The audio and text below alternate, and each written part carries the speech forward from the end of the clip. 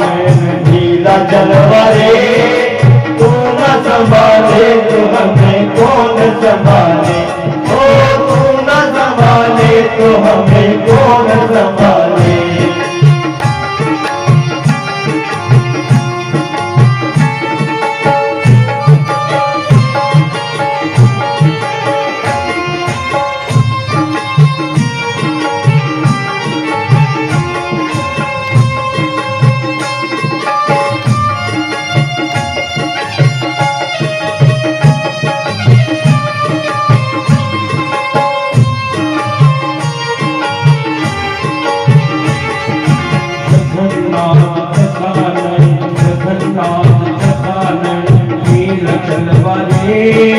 तू न संभाले तो हमें कौन संभाले, ओ तू न संभाले तो हमें कौन संभाले, ओ तू न संभाले तो हमें कौन संभाले।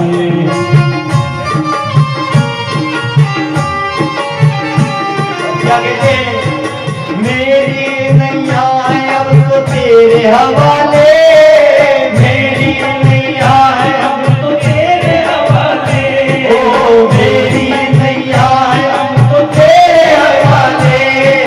तू न संभाले तो हमें कौन संभाले, ओ तू न संभाले तो हमें कौन संभाले।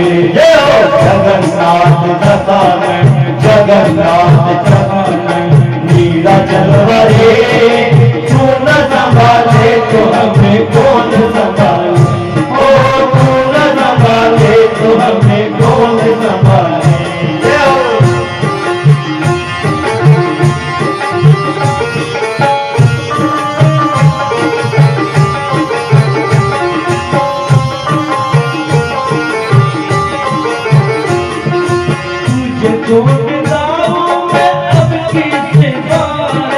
तुझे छोड़ जाऊं मैं अब किसके द्वारे, तुझे छोड़ जाऊं अब किसके द्वारे, तुझे छोड़ जाऊं अब मैं किसके द्वारे। तू न संभाले तो हमें कौन संभाले, ओ तू न संभाले तो हमें कौन संभाले।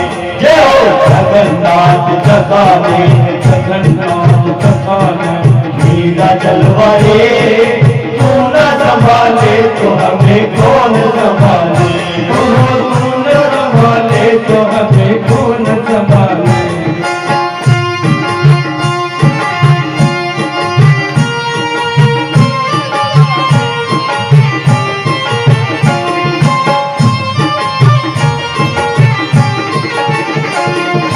जगन्नाथ स्वामी मेरे नैनों के तारे, जगन्नाथ स्वामी मेरे नैनों के तारे, जगन्नाथ स्वामी मेरे नैनों के तारे, जगन्नाथ स्वामी मेरे आंखों के तारे।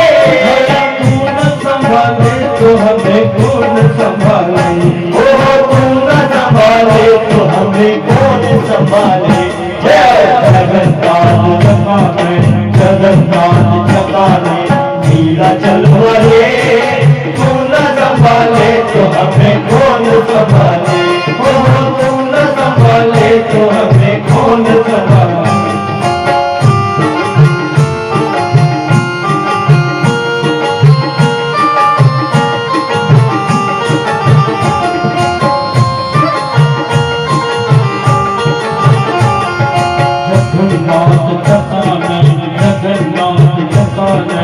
जगन्नाथ न संभाले तो हमें कौन संभाले, ओ तू न संभाले तो हमें कौन संभाले, ओ तू न संभाले तो हमें कौन संभाले। जगन्नाथ जगन्नाथ जगन्नाथ जगन्नाथ नीला चलवा रे, तू न संभाले तो हमें कौन संभाले, ओ तू न संभाले तो हमें कौन संभाले, ओ तू न संभाले तो हमें कौन संभाले, ओ तू न संभाले तो हमें कौन संभाले। जगन्नाथ जी महाराज की, श्रीमद् भागवत महापुराण की। जय जय श्री राधे श्याम। ऐसा सुंदर जगन्नाथ जी का दृश्य मिला और अर्पण कर दिया कि हे प्रभु, हे स्वामी, आप ही नहीं संभालोगे तो मुझे कौन संभालेगा? तेरे बिना मेरा यहाँ कौन है? जो कुछ है प्रभु तू ही है, ऐसा भाव। और द्रौपदी के मन में जब वरदान मांगने की आई कि हे द्रौपदी, मांग तुझे क्या चाहिए, तब द्रौपदी ने कहा कि आपने हमेशा, आपको मैंने अपना सखा माना है, आपने मुझे सखी कहा है। ये सखी और सखा का भाव कभी मेरे दिल से ना निकले, मुझे यही वर चाहिए। भगवान श्री कृष्ण ने यही वर दे दिया। अब सभी ने कुछ ना कुछ मांगा, लेकिन पांडवों की माता कुंती वह खड़ी रही दूर, गंभीर मुद्रा में वह दूर खड़ी रही और कहा कि हे बुआ, सब कुछ ना कुछ मांग रहे हैं, तू भी कुछ मांग ले। मेरी आज बड़ी इच्छा है देने की, मैं चाहता हूं कि सबको कुछ ना कुछ वरदान दे दूं। तब कुंती ने कहा कि हे गोपाल, हे माखन चोर, हे नटखट, हे गिरधर, मैं तुझसे क्या मांगूं? मांगते तो वो है जिनके पास कुछ होता नहीं। कौन मांगता है? जिसके पास कुछ होता नहीं, जिनको सर्वस्व पहले ही मिल चुका हो। हे कन्हैया, मुझे और कुछ नहीं चाहिए, मुझे तो बस आप चाहिए, मुझे तो केवल कन्हैया आप चाहिए और कुछ नहीं चाहिए। लेकिन कहा नहीं कुंती हुआ, मैं तो हूं, लेकिन मेरा इच्छा है, क्योंकि तुम्हारा जीवन बचपन से अभी तक दुख पाते हुए निकला है। ना आपको पति का सुख मिला, ना परिवार का सुख मिला, किसी भी सुख आपको नहीं मिला है देवी। हे माता कुंती, आप जीवन पर्यंत केवल दुख का सामना किया है। तब कुंती ने कहा, हे गोविंद, हे गोपाल, अगर आप मुझे कुछ देना ही चाहते हो तो एक वर दे दो। क्या वर मांगा कुंती ने? सुने कि विपद संतो न शश्वतत्र तत्र जगत गुरु भवतु दर्शनम यस्यात् पुनर्भव दर्शनम। हे गोविंद, हे गोपाल, अगर आप मुझे देना ही चाहते हो तो मुझे संसार के सारे दुख दे दो। यह सुनते ही मेरे गोविंद की आंखों में आंसू आने लग गए। हे माता, है बुआ, क्या तेरे जीवन में दुखों की कमी थी? क्या तेरे जीवन में दुखों की कमी थी जो तूने दुख मांगा है? तो मांगना ही था तो बहुत कुछ मांग सकती थी, लेकिन तूने दुख क्यों मांगा है? तो आइए, दुख भी मुझे प्यारे हैं, सुख भी मुझे प्यारे हैं, छोड़ू मैं किसे भगवान, दोनों ही तुम्हारे। क्या बात है? मुझे प्यारे हैं, सुख भी मुझे प्यारे हैं, छोड़ू मैं किसे भगवान, दोनों ही तुम्हारे हैं। तुलसी कहती है कि भगवान से क्या मांगू? दुख भी आपका है, सुख भी आपका है, ये सब कुछ तुम्हारा है, तो मैं क्या मांगू?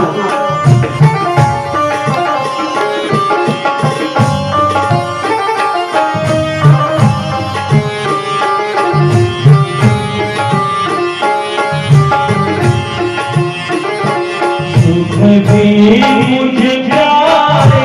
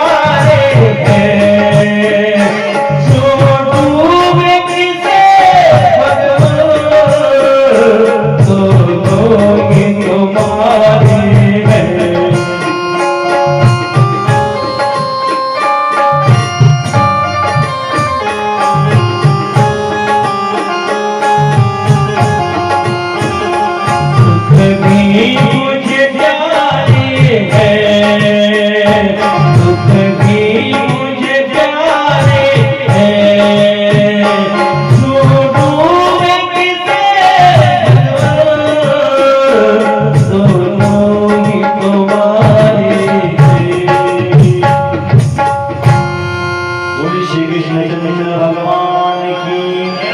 कहते हैं कि बुआ, आज तुम्हारा पुत्र युधिष्ठिर राजगद्दी पे चढ़ा है और आज मैं कुछ तुम्हें मांगने की बोल रहा हूं, तो तुम क्या मांगती हो? दुख मांगती हो? मैं तो मेरी खुशी से आज कुछ देना चाहता हूं।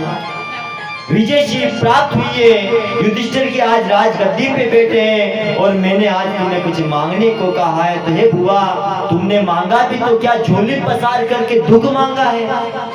तब कुंती ने कहा है कि सुख के माथे सील पड़े। क्या कहा?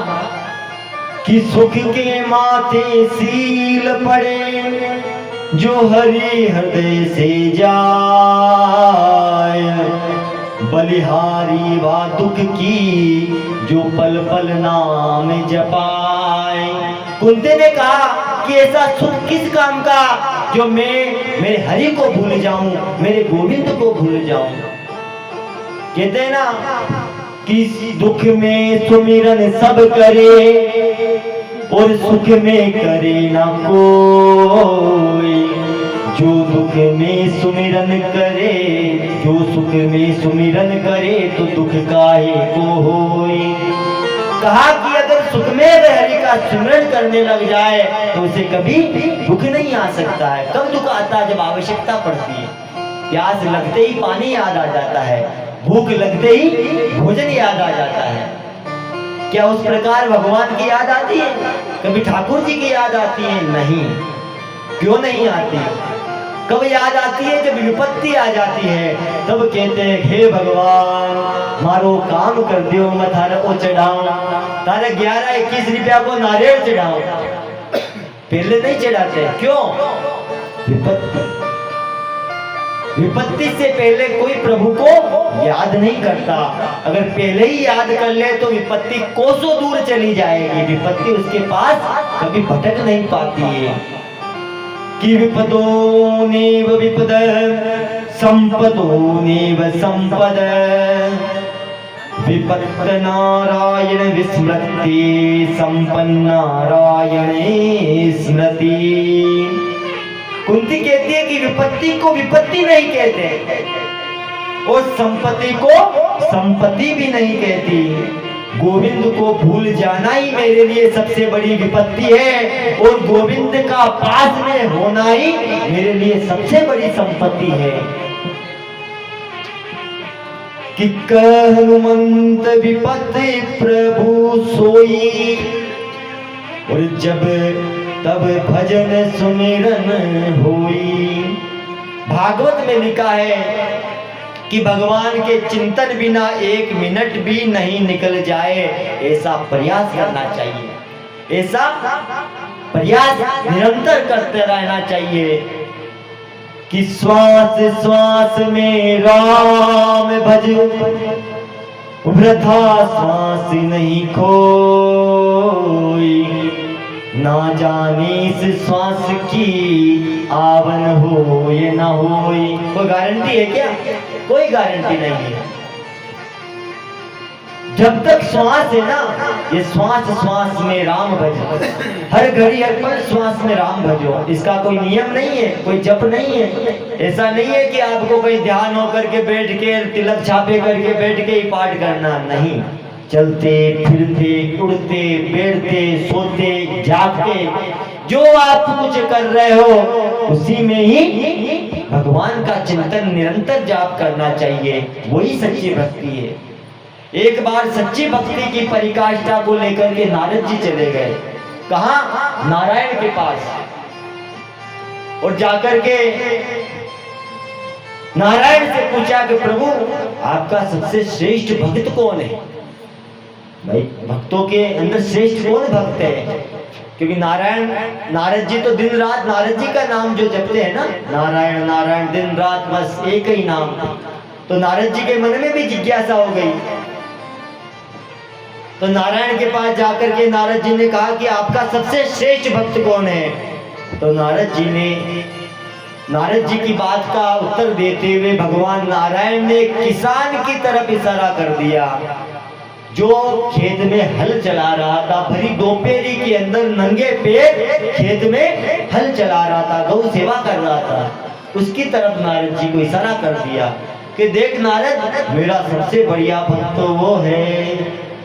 ये कहते ही नारद जी को बड़ा संकोच हुआ, ऐसे कैसे, ये तो खेती कर रहा, कोई जाप भी नहीं करता, नाम भी नहीं लेता, सुमरन भी नहीं करता, ये कैसे श्रेष्ठ भक्त हो सकता है। बोला भगवान मेरे समझ में नहीं है ये बात मुझे कहीं और किसी का नाम ले लेते तो शायद मुझे समझ में आता, लेकिन एक गृहस्थी भक्त की और आपने इशारा कर दिया जो कभी आपका पूजन पाठ नहीं करता, कभी स्तुति नहीं करता, वो कैसे श्रेष्ठ हो सकता है। तब कहा कि कोई बात नहीं, इसकी परीक्षा दे देंगे कि तुम एक बात करना, एक काम करना, इसकी परीक्षा ये है कि एक दूध का कटोरा भर करके नारद जी को अपने हाथ में दे दिया कि नारद, तुम इस त्रिलोकी की 3 परिक्रमा करो, इस त्रिलोकी की 3 परिक्रमा तुझे करनी है, पर शर्त यह है कि एक बूंद भी नहीं झलक पाए, इस कटोरे में से दूध की एक बूंद भी नीचे नहीं गिरनी चाहिए, ये शर्त है मेरी। नारद जी ने कहा ठीक है, इसमें कौन सी बड़ी बात है। नारद जी नारायण नारायण करते हुए हाथ में कटोरे ले लिया और त्रिलोकी की परिक्रमा की ओर निकल गए। कुछ देर तक तो नारायण नारायण याद रहा, बाद में वो भगवान की बात रही कि एक बूंद नहीं गिरनी चाहिए। नारायण तो भूल गए और केवल उस कटोरों को बचाने के चक्कर में रह गए कि एक बूंद जमीन पे नहीं गिरनी चाहिए। ऐसे करके 3 परिक्रमा करके नारायण के पास आ गए। बोला देखो प्रभु, मैंने शर्त पूरी कर दी है। कि क्या शर्त पूरी करी है? कि एक बूंद भी मैंने नहीं झलकने दिया। ये अच्छा, तो बीच में मेरा नाम कितने बार लिया ये बता। तुरंत याद आया कि हाँ भगवान, ये तो मैं भूल गया, क्योंकि मेरा सारा ध्यान इस दूध की बूंद के अंदर चला गया कि कहीं बूंद ना गिर जाए। तो देख, मैं इस भगत को इसलिए श्रेष्ठ मानता हूँ कि सुबह दोपहरी के अंदर अपना काम करते हुए भी, हल चलाते हुए भी मेरा नाम नहीं भूल रहा है। और मैंने एक छोटा सा काम तेरे को क्या दे दिया, तू मेरा नाम भूल गया। तो कहने का तात्पर्य क्या है कि किसी भी विषम परिस्थिति से विषम परिस्थिति में भी भगवान का नाम नहीं भूलना चाहिए। इसलिए कहा कि सुनते बैठते उठते जागते उसका नाम कीर्तन करना चाहिए, उसमें दोष नहीं है। कुछ नियम मंत्रों के हैं, कुछ पाठ के नियम होते हैं, वहां नियम पूर्वक करना आवश्यक होता है। घंटा 2 घंटा कुछ नियम होते हैं, कुछ मंत्र हैं, कुछ अनुष्ठान होते हैं, वहां आपको नियम पूर्वक। लेकिन नाम जप में कोई नियम नहीं है, किसी भी प्रकार का कोई बंधन नहीं है। ये भगवान की ऐसी अद्भुत लीला है। तो आज मेरे गोविंद ने सभी को सुंदर उपदेश दिया है कि दान धर्मान राज धर्मान मोक्ष धर्मान निनापमम। राजा को, प्रजा को, सबको दायित्व बताया, अपना कर्तव्य बताया कि राजा का क्या धर्म है। कि दान धर्मान राजा, कि दान करना राजा का धर्म है। कहाँ दान करे? जहाँ आवश्यक हो, गोदान हो, अन्नदान हो, जलदान हो, वस्त्र दान हो, आदि आदि आवश्यकता जो प्रजा को हो वह दान करना राजा का कर्तव्य बनता है। और धर्मान मोक्ष धर्मान विवादनम, हे धर्मराज युधिष्ठिर, यही तेरा धर्म है, तो धर्म का मार्ग कदा नहीं छोड़ना। भीष्म ने पांडवों को सबसे पहले बताया। अब भीष्म भी अंतिम क्षणों में भी अपने पुत्रों को उठा करके उनको ज्ञान दिया। बड़ों का ज्ञान लेना चाहिए, बड़ों का जो आयु होती है ना, उनसे हमेशा अनुभव लेना चाहिए। वह कोई ना कोई बात आपके हित की कहते हैं, हित की कभी बात नहीं करते हैं। तो पितामह भीष्म ने भी गृहस्थ जीवन को एक ज्ञान दिया कि गृहस्थ के जीवन में धन आवश्यक है। धन आवश्यक है। क्यों आवश्यक है? कि आज धन के बिना कुछ हो नहीं सकता। गृहस्थी को चलाने के लिए हर चीज चाहिए। अभी देश की विकट परिस्थिति में देखो, सिलेंडर ही महंगे कर दिए, पता नहीं क्या क्या महंगे कर दिए, और भूचाल आ रहा है। इन सब की आवश्यकताओं के लिए धन की आवश्यकता है, लेकिन एक सदग्रस्त के लिए भगवान क्या उपदेश देते हैं कि धन जितना आवश्यक है, जितना अपनी उदर पूर्ति हो जाए, परिवार का भरण पोषण हो जाए और आया हुआ अतिथि भूखा नहीं जाए, उसका सम्मान रह जाए। कहते सांवरा इतना दीजिए साधु न भूखा जाए, मैं भी भूखा ना रहूं और साधु न भूखा जाए। ऐसा मनात कहते हैं कि मुझे इतना दो कि भाई मेरा एक मान रह जाए, मेरी इज्जत रह जाए, मेरे द्वार पे आया हुआ कोई भूखा नहीं जाए। और कहा कि सदग्रस्त को क्या करना चाहिए कि सदग्रस्ती को जीवन में उतना धन अवश्य कमाना चाहिए, उसको वह प्रयास करना चाहिए सत्कर्म युक्त। अब किस प्रकार का धन कमाना चाहिए? जो सत्कर्म से युक्त हो, मेहनत से हो। पर निंदा, पर धन, पर चोरी, इनसे बचना चाहिए। ये धन नहीं होता, ये नाश कर देता है। जो परिश्रम से कमाया हुआ जो मेहनत का धन है वही हमारे काम आता है। और तुलसी बाबा ने एक सुंदर धन की परिभाषा की है। क्या कही कि तन पवित्र सेवा किए। अब इनको पवित्र कैसे करें? सबको पवित्र किया जाता है कि तन को कैसे पवित्र करना है कि तन पवित्र सेवा किए और धन पवित्र कर दान और मन पवित्र हरि भजन सो होत त्रिविध कल्याण। अगर सच्चे गृहस्थी को इन तीन चीजों का ध्यान रखना चाहिए कि तन को पवित्र किस प्रकार से करना, सेवा से, संत ब्राह्मण गो, इन तीन की निष्भाव निसंकोच होकर के सेवा करनी चाहिए, क्योंकि इसके लिए भगवान ने भी अवतार लिया है कि विप्रधेनु सुर संतहित लीन मनुज अवतार। भगवान का अवतार किसके लिए हुआ? विप्रों के लिए, गौ माता के लिए और संतों के लिए। इनको कभी कष्ट नहीं देना चाहिए। और धन को कैसे पवित्र करेंगे कि धन पवित्र कर दान। अब धन को पवित्र दान करने से होता है। दान कैसा कि धर्म की कमाई का 10वां भाग, जैसे 100 रुपए आपने कमाए और उसका 10वां भाग 10 रुपए ऐसी जगह दान करना चाहिए जो आवश्यक लग जाए, जिसको आवश्यकता हो, उससे वह धन शुद्ध हो जाता है, उसमें फिर परिवार में विकार नहीं पड़ता है। और मन को कैसे पवित्र किया जाता है कि मन पवित्र हरि भजन सो।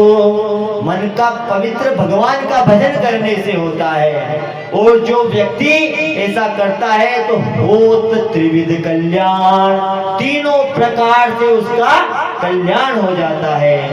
ऐसा सदग्रस्त का नियम बताया है।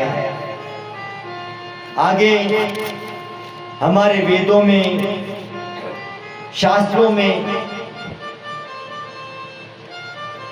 नाना प्रकार की बातें सुनकर के और सभी बांधव परिवार सहित हाथ जोड़ करके प्रार्थना करने लगे और कहा कि हमें बहुत बड़ा ज्ञान हो गया है, अब मेरा शरीर शुद्ध हो गया है, अब मेरी बुद्धि भी शुद्ध हो गई है। इस दुर्योधन के दूषित अन्न से बना रक्त अब निकल गया है। कहते हैं ना, जैसा खाओ अन्न वैसा होवे मन, जैसा पीवो पानी वैसे होवे वाणी, और जैसी होवे संगत वैसी होवे रंगत। इसमें किसी भी प्रकार का कोई संदेह नहीं है। आप जैसा अन्न खाते हो ना वैसा ही मन हो जाता है। इसलिए कहते हैं कि भोजन करने से पूर्व हाथ में जल लेकर के अन्नपूर्णा का ध्यान करना चाहिए और ऐसे 3 बार हाथ में लेकर के उसके तीनों तरफ, ऐसे चारों तरफ घुमाते हुए और प्रार्थना करनी चाहिए कि हे अन्नपूर्णा देवी, हे मेरे इष्ट देव, आप में किसी भी प्रकार का दोष हो तो शीघ्र दूर हो जाए।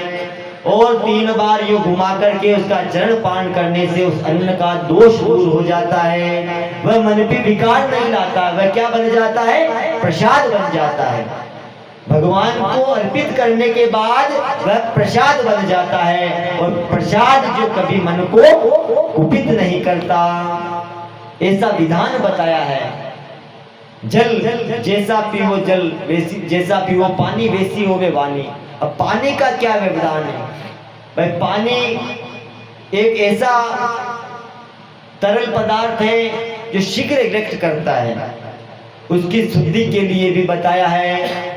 हमारे वेदों में एक मंत्र है, शरीर मन जल सबको पवित्र करने के लिए या तो भगवान का नाम स्मरण करते हुए जलपान करें, ये तो ओम केशवाय नमः, ओम माधवाय नमः, ओम गोविंदाय नमः, ये 3 नामों का उच्चारण कर लिया जाए। कौन कौन सा? ओम माधवाय नमः, ओम केशवाय नमः, ओम गोविंदाय नमः। ये 3 भगवान के जो मूल नाम है, इनके प्रक्षेप से मुंह में आचमन करने से या जल पीने से उसका दोष दूर हो जाता है। और संगति किसकी करनी है? कि संगति उसकी करो जो श्रेष्ठ पुरुष हो। सत्संग, सत्य की संग करो, सत्य का संग करो। जो झूठ कपट करने वाला है, निंदा करने वाला है, उसका त्याग दो, तक्षण उसको छोड़ दो। क्यों? क्योंकि ये हमारी जीवनी को बिगाड़ देगा, ये हमारे चरित्र को बिगाड़ देगा। इसलिए ऐसे दुष्ट मूर्खों की इनकी संगति को त्याग देना चाहिए। किसकी संगति करनी चाहिए? कि सत्पुरुषों की संगति करो, श्रेष्ठ जनों की संगति करो। उत्तम पुरुषों की संगति ही हमें जीवन का कल्याण और इस जीवन का उत्थान कर सकती है। कि स्वनिगम बहाय मत प्रतिज्ञा मत कीर्तवम अलुप्तो रतस्तत धृत दर्प चरणों अभ्यचल्लादुरीणं मंतुमीमं गतोतरीयम्। कहते हैं कि भगवान की भक्ति इतनी सरल और सहज है कि उसे प्राप्त करना कोई मुश्किल नहीं है। हमारे शास्त्रों में एक नियम बताया है कि अभिवादनशीलस्य नित्यं व्रतोपसेवितं चत्वारितश्च वर्धन्ते आयुर्विद्या यशो बलम्। कहते हैं कि इन 4 चीज करने से व्यक्ति का जस बढ़ता है, यश बढ़ता है, कीर्ति बढ़ती है। क्या? अभिवादस्य शीलम, सामने कोई मिल जाए, अपने से बड़ा मिल जाए और झुक करके प्रणाम कर दिया जाए। अभिवादस्य शीलम, शीलता से प्रेम सहित। नित्यम व्रतोपसेवितम, और जो अपने व्रत की सेवा करता हो, अपने से बड़ों की जो सेवा करता हो, नित्य व्रतोपसेवितम। और चत्वारितश्च वर्धन्ते आयुर्विद्या यशो बलम। कहा कि जो व्यक्ति ऐसा नित्य करता है उसके चारों प्रकार से कल्याण होता है। उसकी आयु बढ़ती है, उसका धन बढ़ता है, उसकी विद्या बढ़ती है और उसकी कीर्ति बढ़ती है। माता पिता गुरु सेवा सबसे पहला कर्तव्य होता है अपना। व्यक्ति को उठते ही क्या करना चाहिए? सबसे पहले उठते ही इन दोनों हाथों को ऐसे करके देखो और प्रार्थना करो। एक मूल मंत्र है, इस मूल मंत्र का जो जाप करता है और प्रातः उठते ही दोनों हाथों को ऐसे करके कि कराग्रे वस्ते लक्ष्मी कर मध्य सरस्वती करमूले तु गोविंदम प्रभाते हरिदर्शनम। जो इस प्रकार का जाप करके अपने हाथों को देखता है तो उसको 3 प्रकार का जस मिलता। प्रभाते दर्शनम, सुबह सुबह जो ऐसे अपने हथेली को देखता है जिसमें ब्रह्मा विष्णु लक्ष्मी का वास होता है। उसके बाद में ये जो भूमि माता है ना, धरती माता, इस धरती माता को पैर रखने से पहले 3 बार भूमि माता को प्रणाम करना चाहिए। 3 बार जो भूमि माता को प्रणाम कर करके जो अपना पैर धरता है तो उसका पूरा दिन मंगलमय हो जाता है।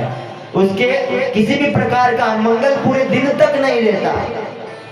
जो नित्य ऐसा करता है और हमारे शास्त्र कहते हैं कि माता शत्रु पिता बीरी ये न बालो न पाठित।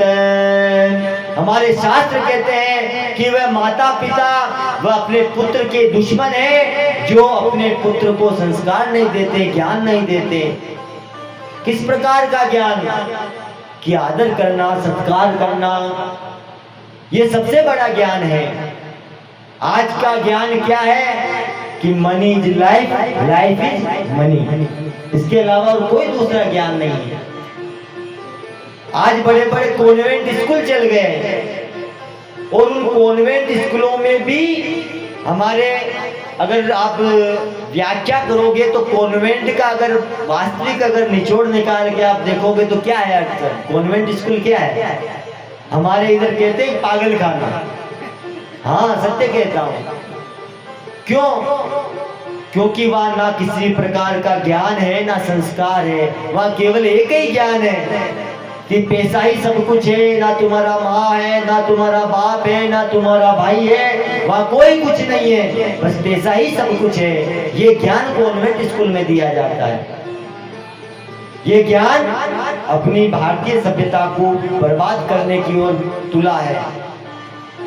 लेकिन हम सनातनी हैं, हमारा कर्तव्य बनता है, ये अपना कर्तव्य बनता है। उनके भरोसे मत रहो कि वो ज्ञान दे देंगे, तुम्हारे बेटे को पढ़ा लिखा के बहुत बड़ा बना देंगे। नहीं, वो तुम्हारे बेटे को क्या बना रहे हैं तुम्हें ही पता नहीं है। मैं एक जगह गया था और कथा के अंदर एक करोड़पति सेठ जी था, उसके 2 बच्चे था, एक पुत्र था एक पुत्री थी। दोनों को उन्होंने इतना पढ़ाया लिखाया, सब कुछ करा दिया। एक दिन वो सेठ जी आके मेरे पास रोने लगे, महाराज ये बात है, क्या करूं मैं? आज मेरा बेटा मेरे बात नहीं मानता, मेरे दुख सुख में मेरे साथ नहीं खड़ा है। ना मेरी बेटी मेरा कहना मानती है, ना मेरा बेटा मेरा कहना मानता। मैंने इनके लिए सब कुछ लगा दिया, मेरा पूरा जीवन मैंने इनको अर्पित कर दिया, लेकिन आज मुझे इनकी आवश्यकता है, ये मेरे साथ में नहीं है। क्यों नहीं है? क्योंकि उन्हें वो प्रेम ही नहीं मिला, वो संस्कार ही नहीं मिला। इसलिए अपना सबसे बड़ा कर्तव्य ये बनता है कि कम से कम अपने पुत्रों को पुत्रियों को इतना ज्ञान अवश्य दें कि बेटा अपने बड़ों का सम्मान करें, अपने बड़ों का आदर करें, अपने छोटों से प्रेम करें, किसी से अपमानजनक कोई बात ना करें। कि शुष्क काष्ठानि मूर्खांच न नमन्ति कदाचन उन्नमन्ति फलिना वृक्षा नमन्ति गुणिना जना। कहते शुष्क कहते सूखे को और काष्ठा कहते लकड़ी को। सूखी लकड़ी को आप झुकाने की कोशिश करोगे नहीं झुकेगी, और ज्यादा झुकाओगे तो क्या होगा? टूट जाएगा। शुष्क काष्ठानि मूर्खांच। और मूर्ख व्यक्तियों से भी आप ज्यादा बात मत करो, उससे उलझो मत। मूर्ख व्यक्ति भी कभी किसी के सामने नहीं झुकते।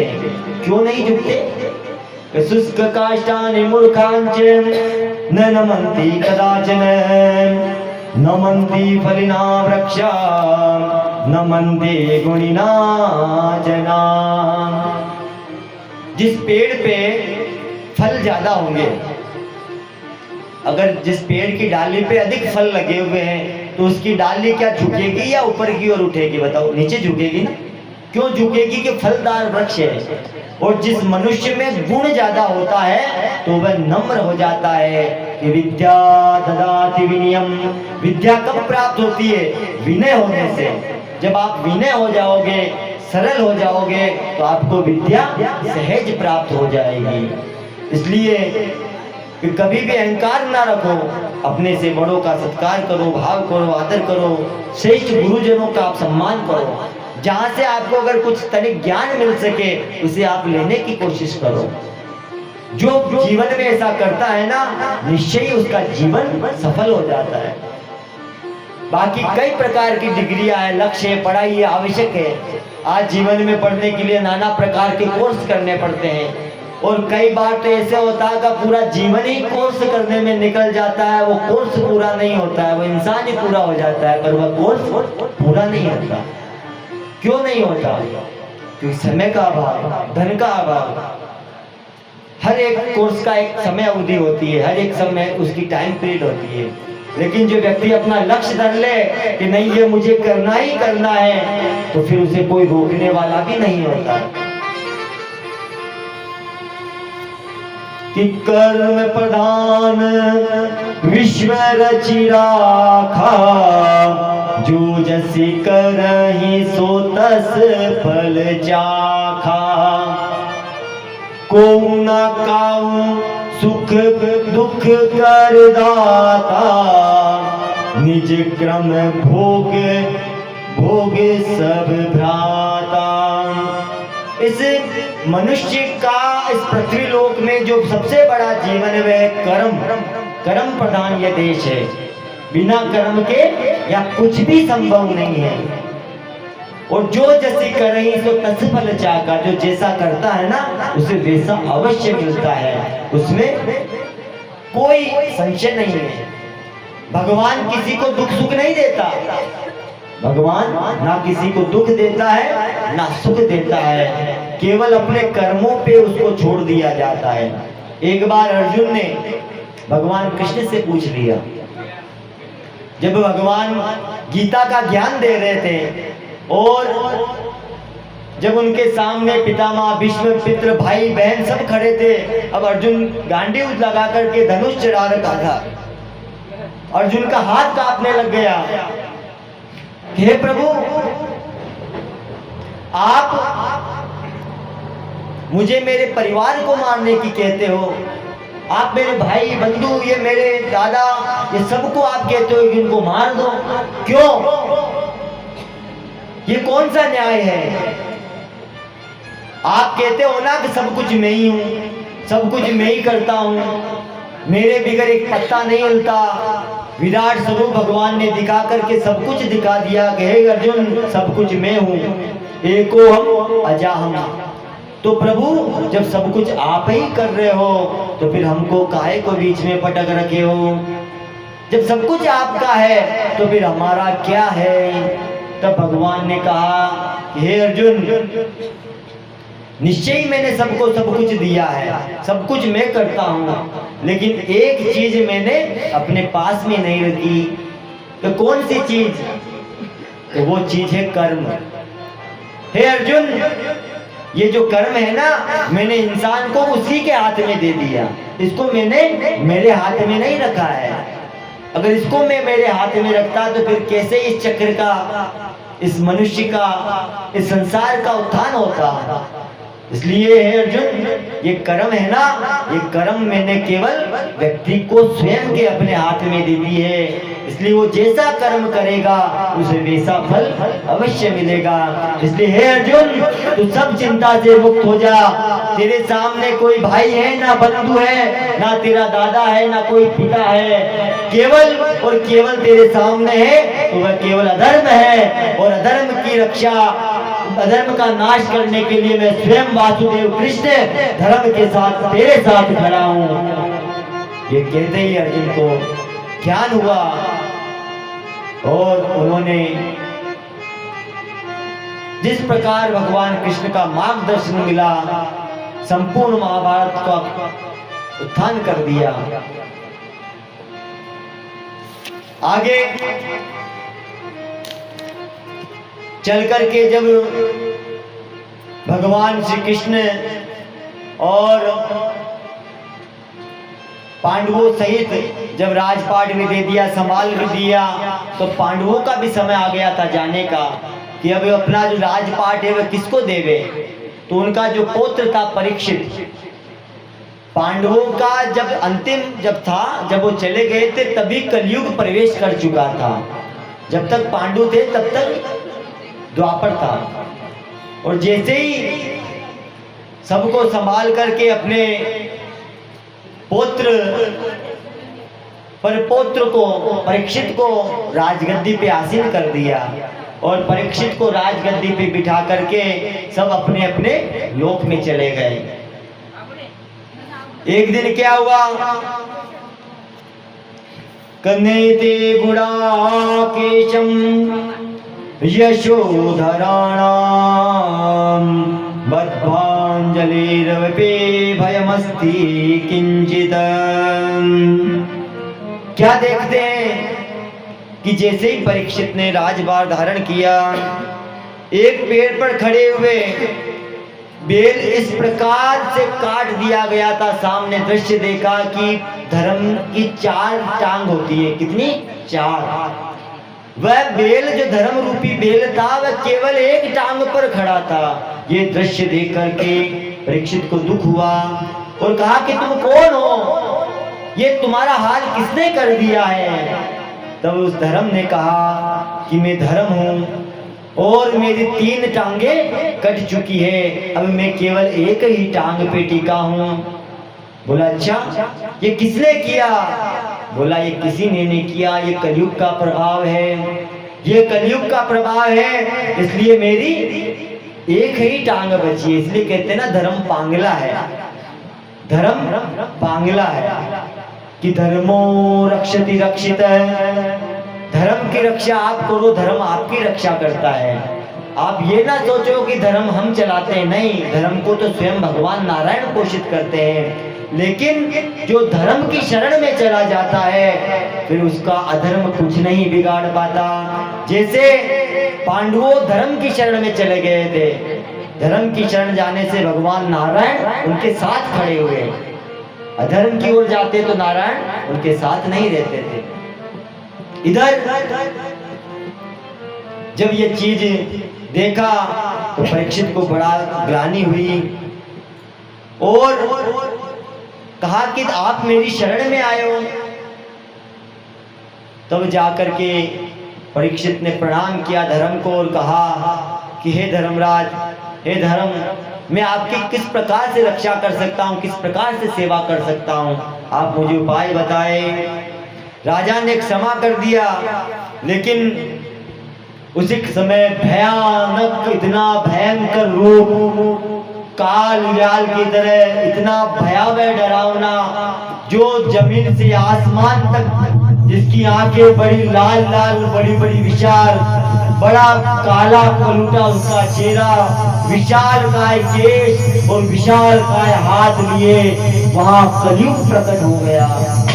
और कलयुग प्रकट होते ही कहा कि तुम कौन हो? तब कलयुग ने कहा कि मैं कलयुग हूं, अब आज से मेरा राज होगा। तब परीक्षित ने कहा कि नहीं, यहाँ कोई कलयुग का राज नहीं है।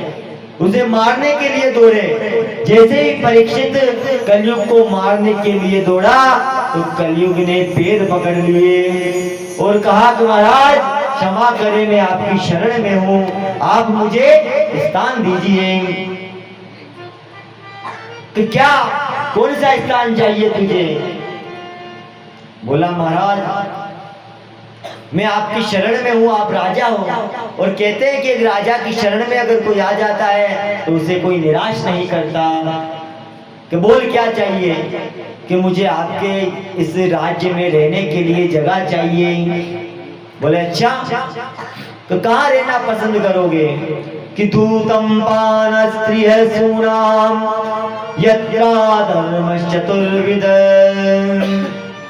कलयुग ने प्रार्थना की और कहा मैं कहाँ जाऊंगा महाराज, यदि कोई स्थान आप मुझे दे देते तो उन्हीं स्थान पर मैं रह लेता। तो बोल कहाँ रहेगा? हे महाराज, जहाँ जुआ खेलते हो, मदिरा पान होता हो, वेश्यागमन होता हो, यत्रांत धर्म चतुर्विदा, यही जगह में रहता हूँ। तब परीक्षित ने कहा यहाँ तेरे लिए कोई जगह नहीं है, क्योंकि हमारे बाबा, हमारे पूर्वज पांडवों ने ऐसी गलती की थी जो जुआ खेल करके अपना राज हार गए थे। तब से हमने इस पे प्रतिबंध लगा दिया है, निषेध कर दिया है कि हमारे राज्य में कोई जुआ नहीं खेलता, इसलिए यहाँ तो तेरे को जगह नहीं मिलेगी।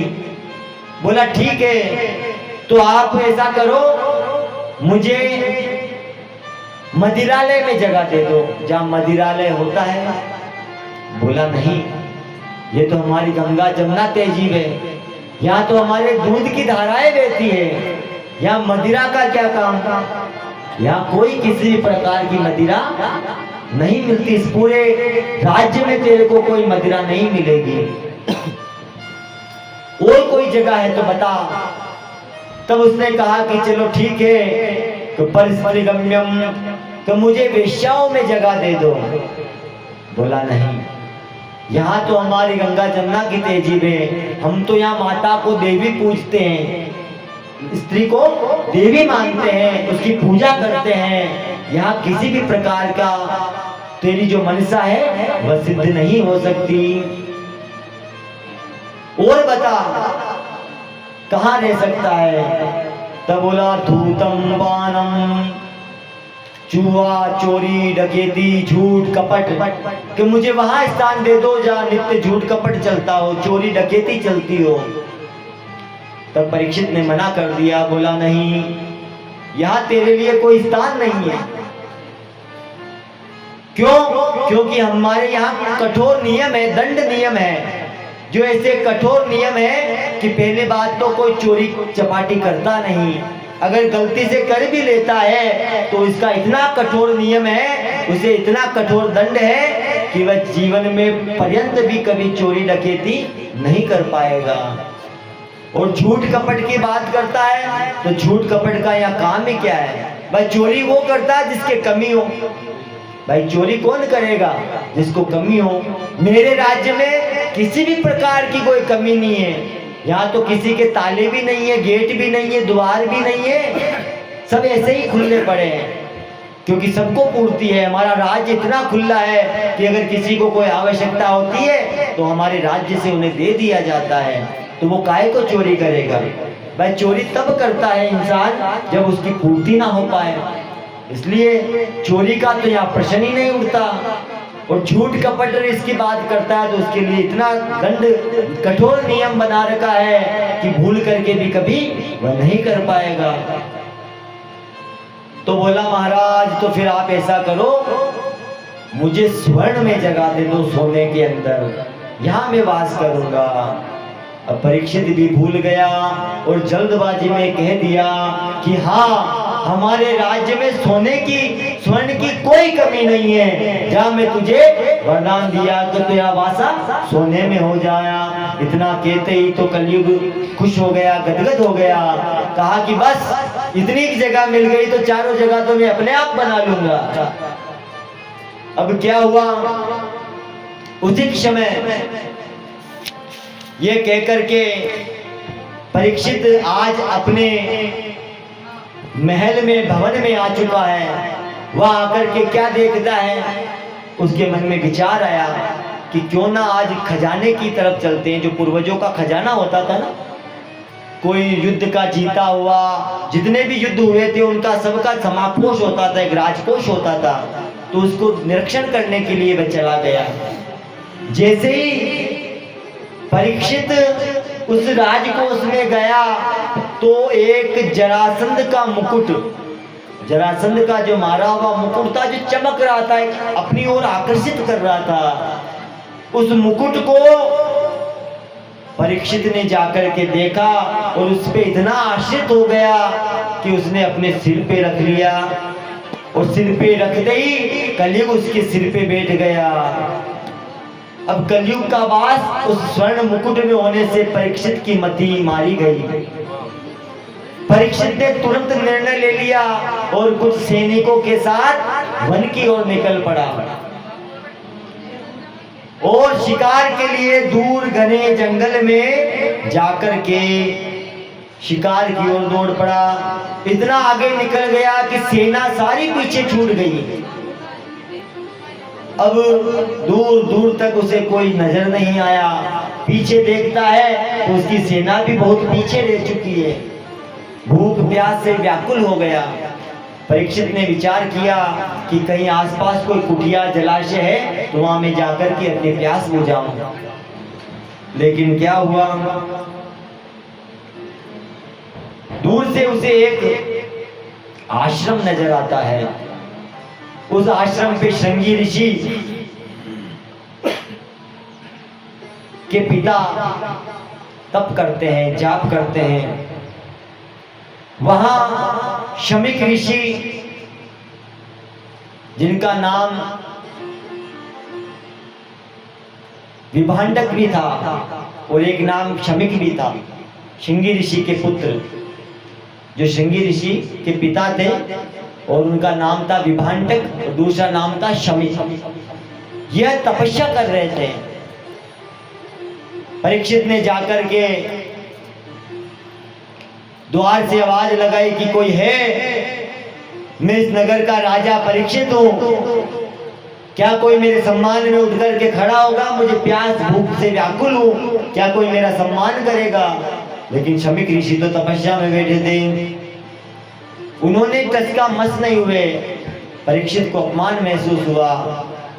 क्यों? क्योंकि उसके माथे पे काल बैठ चुका था, जो कलयुग था ना, वो सोने के ऊपर उसके माथे पे बैठ चुका था, इसलिए उसकी बुद्धि भ्रष्ट हो गई थी। उस भ्रष्ट बुद्धि से ये भूल गया कि मैं एक संत से अपमान कर रहा हूँ, एक संत का अपमान कर रहा हूँ। कुछ देर खड़ा रहा और खड़ा रहने के बाद उसका बुद्धि इतनी विकृत हुई, उसे गुस्सा आ गया और क्रोध में आकर के कहा कि हे शमिक ऋषि, एक तेरे द्वार पे राजा खड़ा है, तेरे राजा का अपमान कर रहा है, मैं तेरे से क्रोध हूँ। एक सांप रास्ते में, एक मार्ग में एक मरा हुआ सर्प पड़ा था, उस मरे हुए सर्प को क्या किया, शमिक ऋषि के गले में लपेट करके और घर पे आ गया। और जैसे ही द्वार पे आया, आकर के उस मुकुट को जैसे ही उतारा, उतारते ही उसकी बुद्धि आई कि मैंने कौन सा पाप कर दिया, मेरे से इतना बड़ा पाप कैसे हो गया? जो मैं नित्य अपने संतों के चरणों में रहता था, आज मुझसे इतना बड़ा पाप हो गया। इतनी देर में उसका पुत्र श्रृंगी ऋषि आ गया और अपने पिता के गले में मरा हुआ सर्प देखकर उसे क्रोध आ गया और क्रोध में श्राप दे दिया। त्रिकाल करके ध्यान करके देखा कि इसमें किसने यह कृत्य किया है, कि ये तो रक्षा परीक्षित है, ये तो राजा परीक्षित है। इस राजा परीक्षित ने ऐसा कुकर्म किया है, जाओ मैं श्राप देता हूँ कि आज मेरे पिता का जिसने अपमान किया है, आज से 7वें दिन इसी तक्षक सर्प के काटने से इसकी मृत्यु हो जाए। इतना कहते ही आकाशवाणी हो उठी, चारों तरफ ब्रह्मांड के जो विचलित ज्वालामुखी फटने लगे। इधर परीक्षित को ज्ञान हुआ, दौड़ा दौड़ा भागा भागा आकर के ऋषिवर से क्षमा याचना करने लगा कि हे ऋषिवर, मुझे क्षमा कर दो, मुझे क्षमा कर दो, मुझसे बहुत बड़ी भूल हो गई है, मैंने जानबूझ के आपका अपमान नहीं कहा। पर कहते हैं ना कि निकला हुआ शब्द और बाण और तीर जब एक बार निकल जाता है तो वापस नहीं आता। तितिक्षया करुणा मित्रा चाखीरजन्तशो सप्तमतेन च सर्वात्मा भगवान सत्य प्रसीदति। वो श्राप दे दिया कि आज से 7वें दिन इसी तक्षक सर्प के काटने से परीक्षित की मृत्यु हो जाएगी। सभी मुनिषि इकट्ठा हो गए, दवार लग गया, बड़े बड़े महात्मा वहां पहुंच गए और उपाय खोजने लगे कि किस प्रकार से इस परीक्षित की मृत्यु टल जाए, किस प्रकार से इस परीक्षित की मृत्यु टकेगी। कि सर्प का जो जन्मेजय, एक जन्मेजय यज्ञ था, उन्होंने उस श्राप को सुनकर के यज्ञ करवाने लगा, सर्पेष्टि यज्ञ। तो क्या हुआ, जन्मेजय ने यज्ञ करना प्रारंभ किया। समस्त नाग लोग के, समस्त लोग के जितने भी सर्प थे स्वयं आकर के स्वाहा होने लगे। बोला ना रहेगा बाण, ना बजेगी बांसुरी, मैं इस नागों को ही खत्म कर दूंगा, मैं समस्त नाग वंश को ही खत्म कर दूंगा।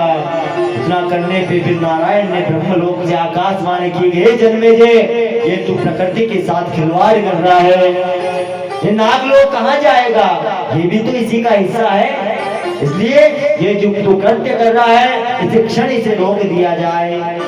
तो आकाशवाणी से प्रभुत गति से जन्मेजय ने वह यज्ञ वहीं पे रोक दिया और कहा कि कैसा उपाय किया जाए जो परीक्षित की मृत्यु टल जाए। कहते हैं कि परीक्षित का किस प्रकार से उत्थान हो सके। किसी ने कहा कि क्यों ना एक कांच का शीशा बना दिया जाए और आज से 7वें दिन ही तो तक्षक सर्प आएगा, तो उसको ऐसा पैक कर दिया जाए कि वहां तक्षक सर्प प्रवेश ही नहीं कर सके। किसी ने कहा कि ऐसा करते हैं कि इनको अमृत पिला देते हैं, अमृत पिलाने से इनको तक्षक सर्प का कोई भय नहीं रहेगा। लेकिन धन्य हो परीक्षित जी और धन्य हो उनके माता पिता, उन्होंने कहा कि नहीं, मुझे मृत्यु की चिंता नहीं है, मुझे किसी बात की चिंता नहीं है कि आज से 7वें दिन आकर के मुझे तक्षक सर्प के लड़ने से मेरी मृत्यु हो जाएगी। मुझे तो चिंता इस बात की है कि इन 7 दिनों में मैं ऐसा क्या करूं कि मेरा जीवन मुक्त हो जाए। तब कहा कि तब तो आकाशवाणी हुई और आकाशवाणी में एक ही बात आई कि सप्ताहिक भागवतम वाच सुखदेव मुनिं कृतेदवान्। कहा कि अगर सुखदेव मुनि अगर साप्ताहिक भागवत बिठा करके अगर तुम उनकी भागवत सुन लो तो इसे 7 दिनों में मुक्ति मिल सकती है, अन्यथा और कोई साधन नहीं है। तब तो आज परीक्षित बड़े गदगद हुए हैं और आदर सहित सुखदेव जी को निमंत्रण भिजवाया है। सारे ऋषि मुनि संत महात्मा वहां पधारे हैं, सुंदर उद्यान सुंदर स्थान बनाया है और श्रीमद् भागवत जी की संपूर्ण व्यवस्था वहां कराई है। परीक्षित भी अपने पुत्र को राजबार संभला करके और 7 दिन जो निरंतर जो सुखदेव जी की कथा, भागवत जी की जो कथा थी सुखदेव जी के द्वारा उसे श्रवण कर रहे हैं। परीक्षित का सुखदेव जी का जब आगमन हुआ तत्रा भवत भगवान व्यासपुत्रो जयजया गामटं मानवनमपेक्ष अलक्षलिंगो निजं लाभ तुष्टो भतश्च बाली भवदूतपेतद। परीक्षित ने कहा, मैं व्यर्थ की बातों में आप संतों का समय नष्ट नहीं करना चाहता, इसलिए केवल आप इतना बताइए कि 7 दिन में मरने वाले की मुक्ति का उपाय क्या है, कोई निर्णय हमें बताए। तभी कोई निर्णय नहीं लिया जाए। तभी वशिष्ठ जी ने व्यास जी से कहा कि व्यास जी, पाराशर जो पुत्र है वह कर्णम जो दुर्वासा ऋषि है, भृगु जी है, अंगिरा जी, वामदेव जी, कश्यप जी, अत्रि, कोई भी निर्णय नहीं कर सका। लेकिन मेरे कृष्ण के परम लाडले व्यास नंदन परम वंदनीय पुत्र 16 वर्षीय जिनकी आयु केवल 16 वर्ष की है, आदरणीय परम सुखदेव जी वहां पहुंचे और उन्होंने निर्णय किया है कि जो कृष्ण की समाधि में बैठे हुए थे, व्यास से भगवान भागवत पढ़ने के बाद में जो वन में गए हुए को पुनः वन से आकर के व्यास जी से संपूर्ण भागवत का ज्ञान लिया है, आज वही परीक्षित के पास आकर के कहते हैं कि चिंता ना करो, ये शरीर कोई वस्त्र थोड़ी है जो इससे बदल दिया दूसरा पहन लिया, ये आत्मा है, ये तो शरीर तो नाशवान है, इसका कभी विचार नहीं करना चाहिए। और आत्मा तो अजर अमर है, इसे कभी कोई मार नहीं सकता। ऐसा सुखदेव जी महाराज ने सुंदर शब्दों में परीक्षित का भ्रम दूर किया कि ये शाम स्मरण युक्तानाम भूताम सद्य सुतयन्ति विग्रह किम पुनरम दर्शन स्पर्श पाद शोचासनादिवी। कहा कि हे परीक्षित, तुम्हें और तुम्हारी मुक्ति का केवल एक ही मात्र रास्ता है कि साप्ताहिक भागवत ज्ञान, इसलिए मैं स्वयं तुम्हारी मुक्ति का उपाय करता हूँ। तो परीक्षित तो बन गए श्रोता और भगवान से आदरणीय सुखदेव जी बन गए वक्ता। अब आदरणीय सुखदेव जी परीक्षित को भागवत कथा का ज्ञान करा रहे हैं। इतना सुंदर आख्यान भागवत का उन्होंने सुनाया, संपूर्ण लीलाओं का वर्णन, संपूर्ण चरित्र भगवान का भागवत जी का जब उन्हें सुनाया, तब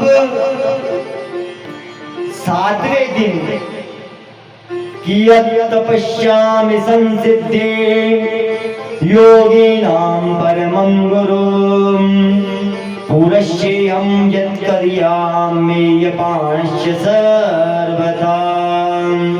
कहा कि जल्दी मरने वाले व्यक्ति की मुक्ति का क्या उपाय है। कितना संक्षिप्त प्रश्न है कि जल्दी मरने वाले को क्या करना चाहिए, बस यही कृपा करके मुझे बताएं।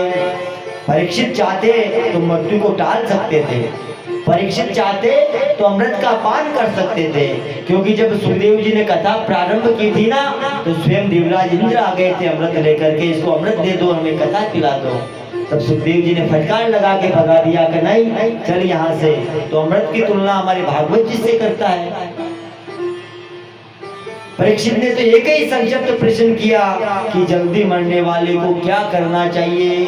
उसके मन में कोई ग्लानि नहीं थी कि मुझे क्या करना चाहिए, मैं कैसे बचूं, मुझे क्या करना चाहिए, लेकिन नहीं, उसने एक ही प्रश्न किया कि हमें पता कि हमारी मृत्यु है, लेकिन हम मृत्यु को जान करके भी हमें क्या ऐसा उपाय करना चाहिए। तो सुखदेव जी इस बात को सुनकर बहुत गदगद हो गए और जल्दी मरने वाले को क्या करना चाहिए, ये प्रश्न तुमने जो किया है ये बड़ी उत्तम है। तब कहा कि उसे साप्ताहिक भागवत पाठ करना चाहिए और उसे जीते जी मुक्त हो जाना चाहिए। जिसकी आयु क्षय हो, जिसकी आयु कम हो, उसे भगवान के चरणों में प्रीति लगा लेनी चाहिए। जो भगवान के चरणों में प्रीति लगा लेता है उसे समस्त रोग, समस्त दोष, समस्त कष्ट और समस्त विपत्ति उससे कोसों दूर चली जाती है। अब आज मेरे भगवान परम श्री आदरणीय सुखदेव जी परीक्षित को बड़ा सुंदर भागवत का ज्ञान सुना रहे हैं और 4 बातें उन्हें मन को वश में करने की बता रहे हैं कि तस्याद भारत सर्वात्मा भवानीश्वरो हरि सोतभ्यं कीर्तिश्वस्य सर्वश्वेताममाभयम्। कहा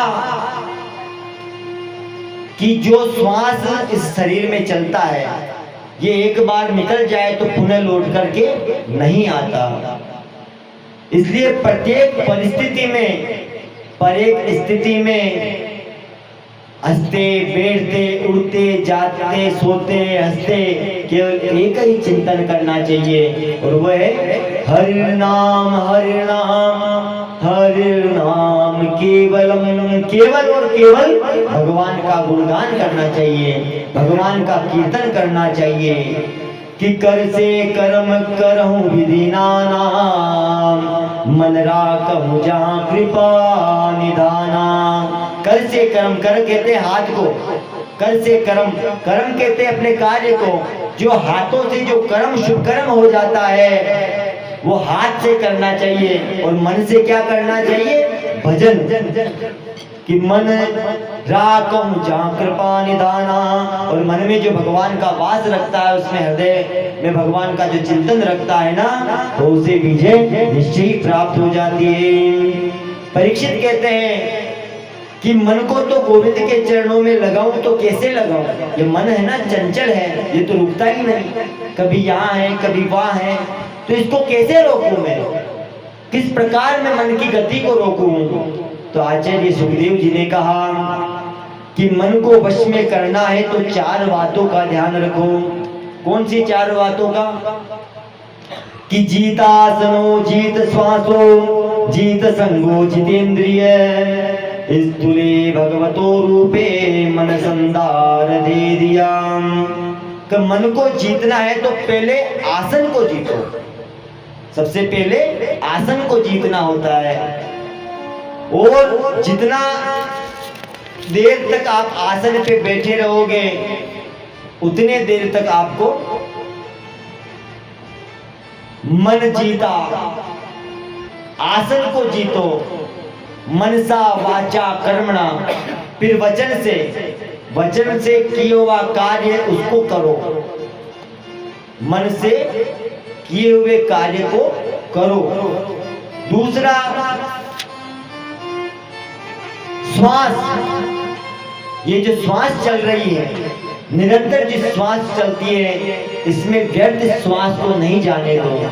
इसमें केवल राम नाम का स्मरण करो, हरि नाम का स्मरण करो। एक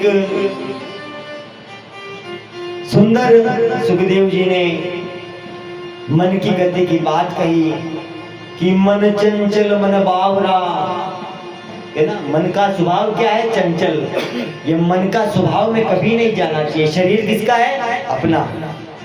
अब शरीर अपना यहाँ बैठा है और मन की गति इतनी तेज है कि 1 मिनट में यहाँ, 1 मिनट में कहाँ, पल में। अब इसको तो रोक नहीं पाएंगे। तब कहा कि मन को जाए जाने दो, शरीर तो अपना है, उससे भगवान के भजनों में इतना लगा दो, इतना लगा दो कि घूम फिर के आएगा तो अपने पास ही आएगा। कोई आपका मन कोई पड़ोसी के थोड़ी घुस जाएगा क्या? आपका मन है, आप ही के तो पास आएगा। इसलिए बैठे रहो आसन को जीत करके, हिलो मत। मन को जहां जा रहा है छोड़ दो। खुला घोड़ा होता है ना, बिगड़ जाता। बहुत सी बार छोटे छोटे बैल नंदी क्या होते हैं, उछलते हैं, रस्सा पकड़ के रहते हैं। तो वो ज्यादा उत्पाद में आता है तो क्या करते हैं, छोड़ देते हैं कि जा। घूम फिर के वो वापस अपनी माँ बछड़ा जब दूध पीना, भूख लगेगी तो वहीं आएगा, जाएगा कहाँ? तो ये मन की गति है, इसको जहाँ जाए छोड़ दो, इस पे मत पड़ो, इसकी वृत्ति है। तो क्या करना चाहिए कि आत्मा सो परमात्मा, इस आत्मा रूपी चिंतन, भगवान का चिंतन करना चाहिए। एक बार बड़ा सुंदर प्रसंग आता है कि महाभारत काल में एक मदालसा नाम की स्त्री थी। क्या नाम था? मदालसा। वह अपने जीवन में कभी उसने यज्ञ नहीं किया, कोई दान नहीं किया, कोई व्रत नहीं किया। वह केवल क्या करती थी? अपने पति की सेवा करती थी। निसंकोच होकर के बड़े प्रेम से, बड़े भाव से वह नित्य अपने पति की सेवा में रत रहती थी।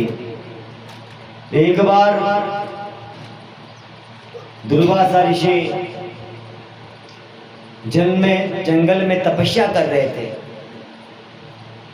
जंगल में तपस्या करते करते काफी समय बीत गया। कुछ समय पश्चात क्या हुआ कि एक कबूतरी ने ऊपर से महाराज के ऊपर जहां वह तपस्या कर रहे थे वहां बीट कर दी, विष्ठा कर दी। विष्ठा करते ही उनको क्रोध आया और जैसे ही क्रोध में उस कबूतरी की ओर देखा तो क्या हुआ? वह जल करके भस्म हो गई और भस्म होकर के नीचे गिर गई। महात्मा ने कहा हम तो सिद्ध हो गए, हमारी तपस्या पूर्ण हो गई। बोला तो हमें नगर में चलना चाहिए और नगर में भिक्षाटन के लिए नगर को जगाना चाहिए। वह मुनि सीधा मदालसा के घर पे आ गए और वहां आकर के द्वार पर खड़े होकर के आवाज लगाई कि भिक्षाम देहि। अब वह अपने पति की सेवा में लगी हुई थी। उसने वहीं से आवाज लगाई कि महाराज जी आप तनिक थोड़ा ठहरो। क्यों? क्योंकि अभी मैं मेरे पति की सेवा कर रही हूँ, अभी उनको आंख लगी है, तो कुछ क्षण में आपका इनकी एक बार नींद आ जाए फिर मैं आपको आकर के आपकी सेवा में उपस्थित होती हूँ। लेकिन वो तो ऋषि थे और बड़े सिद्ध जो बन चुके थे। उन्होंने बोला कि तुझे पता नहीं मैं कौन हूँ? मैं कोई एरा गेरा ऋषि नहीं हूँ जो तू समझ रही है, मुझे ऐसे हल्के में नहीं लेना। बोला महाराज जी मैं आपका अपमान नहीं करना चाहती, लेकिन मैं मेरे पति की सेवा में हूँ, आप तनिक वहाँ विश्राम करो, मैं अभी आकर के उपस्थित होती हूँ। इतने में तो महाराज कुपित हो गए और बोलेगे अभी की अभी मुझे आके भिक्षा देती है, नहीं तो मैं अभी तुझे भस्म कर दूंगा। वहीं से आकर के मदालसा ने आवाज लगाई, बोला महाराज मैं वो वन की कबूतरी नहीं हूँ जो आपके देखने मात्र से भस्म हो जाऊं। क्या बोला? हे महाराज मैं वन की वो कबूतरी नहीं हूँ जो आपके देखने मात्र से भस्म हो जाऊं। इतना कहते ही दुर्वासा जी पानी पानी हो गए। बोला ये बात तो मेरे अलावा कोई जानता ही नहीं था, इसको कैसे पता चला? ये बात तो या तो मैं जानता था, उसके अलावा तो वहां आसपास भी कोई नहीं था, इसको कैसे पता चला कि मेरे देखने से कबूतर भस्म हो गया? तब उसने पूछ लिया कि देवी तुम कौन हो, तुम्हारे पास कौन सी बड़ी सिद्धि है? तब कहा कि महाराज मेरे पास कोई सिद्धि नहीं है, मैं तो केवल और केवल मेरे पति की सेवा करती हूँ, यही मेरी सबसे बड़ी सिद्धि है। तब दुर्वासा जी को अपमान हो गया कि अब मैंने अहंकार बस कुछ ज्यादा ही कर लिया। तुरंत वह उस देवी को प्रणाम करके और वहां से चले गए कि मेरी सिद्धि नहीं, ये तो मेरा अभिमान हो गया था, मुझे अभिमान हो गया था, इसलिए हे देवी तूने आज मेरा अभिमान दूर कर दिया।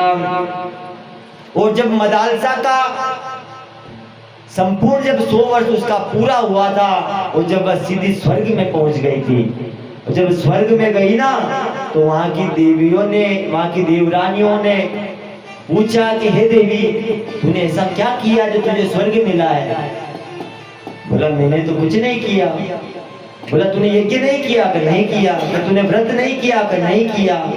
कि तूने क्या किया है? कि मैंने तो निस्वार्थ होकर के केवल और केवल मेरे पति की सेवा की है, इसलिए आज इस पति की सेवा से मुझे स्वर्ग की प्राप्ति हुई है। इसलिए स्त्री का सबसे परम धर्म जो बताया है वह है पति की सेवा।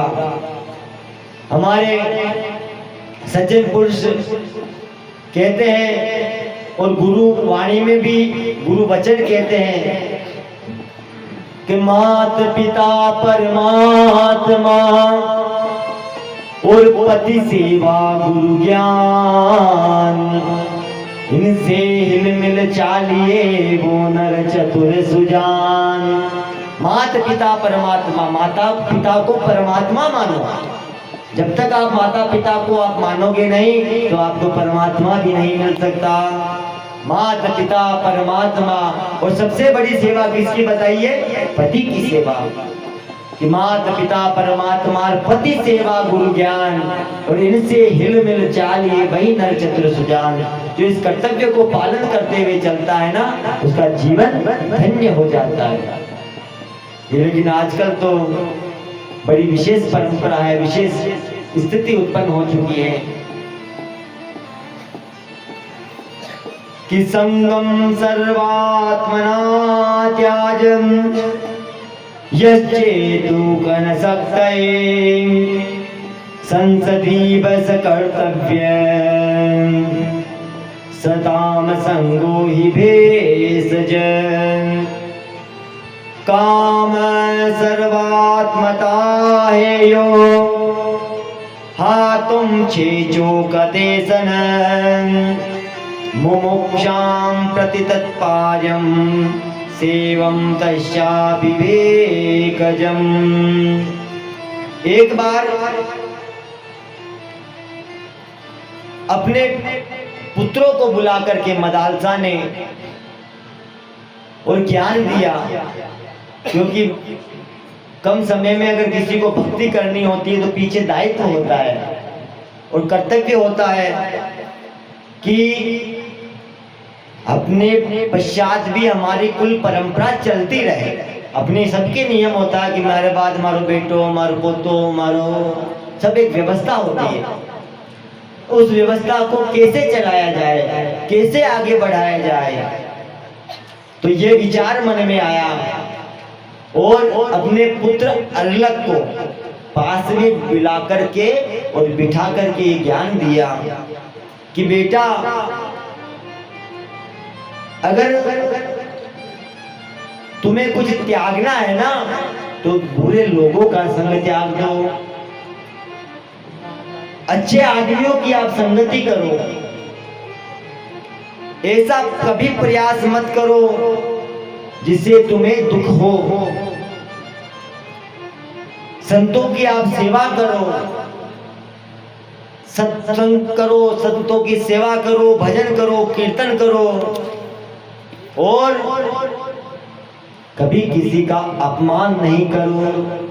ये ज्ञान अपने पुत्र को वह माता दे करके जाती है और एक कागज पर कुछ ऐसा लिख करके मंत्र जैसा और लपेट करके अपने पास रख लेती है। लेकिन वह पुत्र कहता, माँ मैं आपके बगैर नहीं रह पाऊंगा, मैं कैसे जीऊंगा, आपके बिना मैं नहीं रह सकता। तब कहा कि बेटा इसको एक बंद करके मैंने ये दिया है ना, जब मेरी सबसे ज्यादा आवश्यकता तुझे पड़े तब इसे खोल करके तुम पढ़ लेना, लेकिन अभी नहीं, अभी तुम इसे अपने पास में रखो। जितेंद्रिय। चौथी बात है कि इंद्रियों को जीतना, इंद्रियों को वश में करने का प्रयास करो। और जिसने इंद्रियों को वश में कर लिया, जिसने इंद्रियों पे जीत लिया, वह जितेंद्रिय हो जाता है। आदर्श कभी नहीं बन सकता। ऐसी कुछ ज्ञान सुखदेव मुनि परीक्षित को कहते हैं। फिर परीक्षित जी एकांत में बैठ जाते हैं और कभी सूक्ष्म कभी स्थूल रूप में भगवान का चिंतन करते हैं कि पाताल में तस्य ही पादमूलम पडन्ति दे पापर्षि पदे रसातला, कि पूरा संसार, पूरा ये जो विश्व है, ये प्रपंच परमात्मा का ही रूप है। ये जो संसार सागर है ना, ये किसका बनाया हुआ है? परम पिता परमात्मा का। ये सोचकर चिंतन करो। राजर्षि परीक्षित ने कहा कि चिंतन को बढ़ाओ और चिंता को घटाओ। किसको बढ़ाना है? चिंतन को। और घटाना किसको है? चिंता को। मैंने आपको पहले बताया था कि चिंता चिता तक ले जाती है, चिंतन परमात्मा तक ले जाती है। उसके बाद से सुखदेव जी ने परमात्मा का चिंतन किया, उसका दिव्य स्तवन किया। राजा ने कहा कि भगवान सारी सृष्टि परमात्मा कैसे बनाते हैं, इस सृष्टि को भगवान ने कैसे बनाया? क्या इस सृष्टि को भगवान ने बनाया तो क्या उनका कोई उद्देश्य था? जो उपदेश आप मुझे सुना रहे हो, इसको आपने भागवत धर्म कहा है। भागवत का उपदेश सबसे पहले नारायण ने ब्रह्मा को सुनाया। ये जो भागवत जी आज मैं आपको सुना रहा हूं, ये सबसे पहले कहां से आई? कि सबसे पहले नारायण ने ये भागवत ब्रह्मा को सुनाई और ब्रह्मा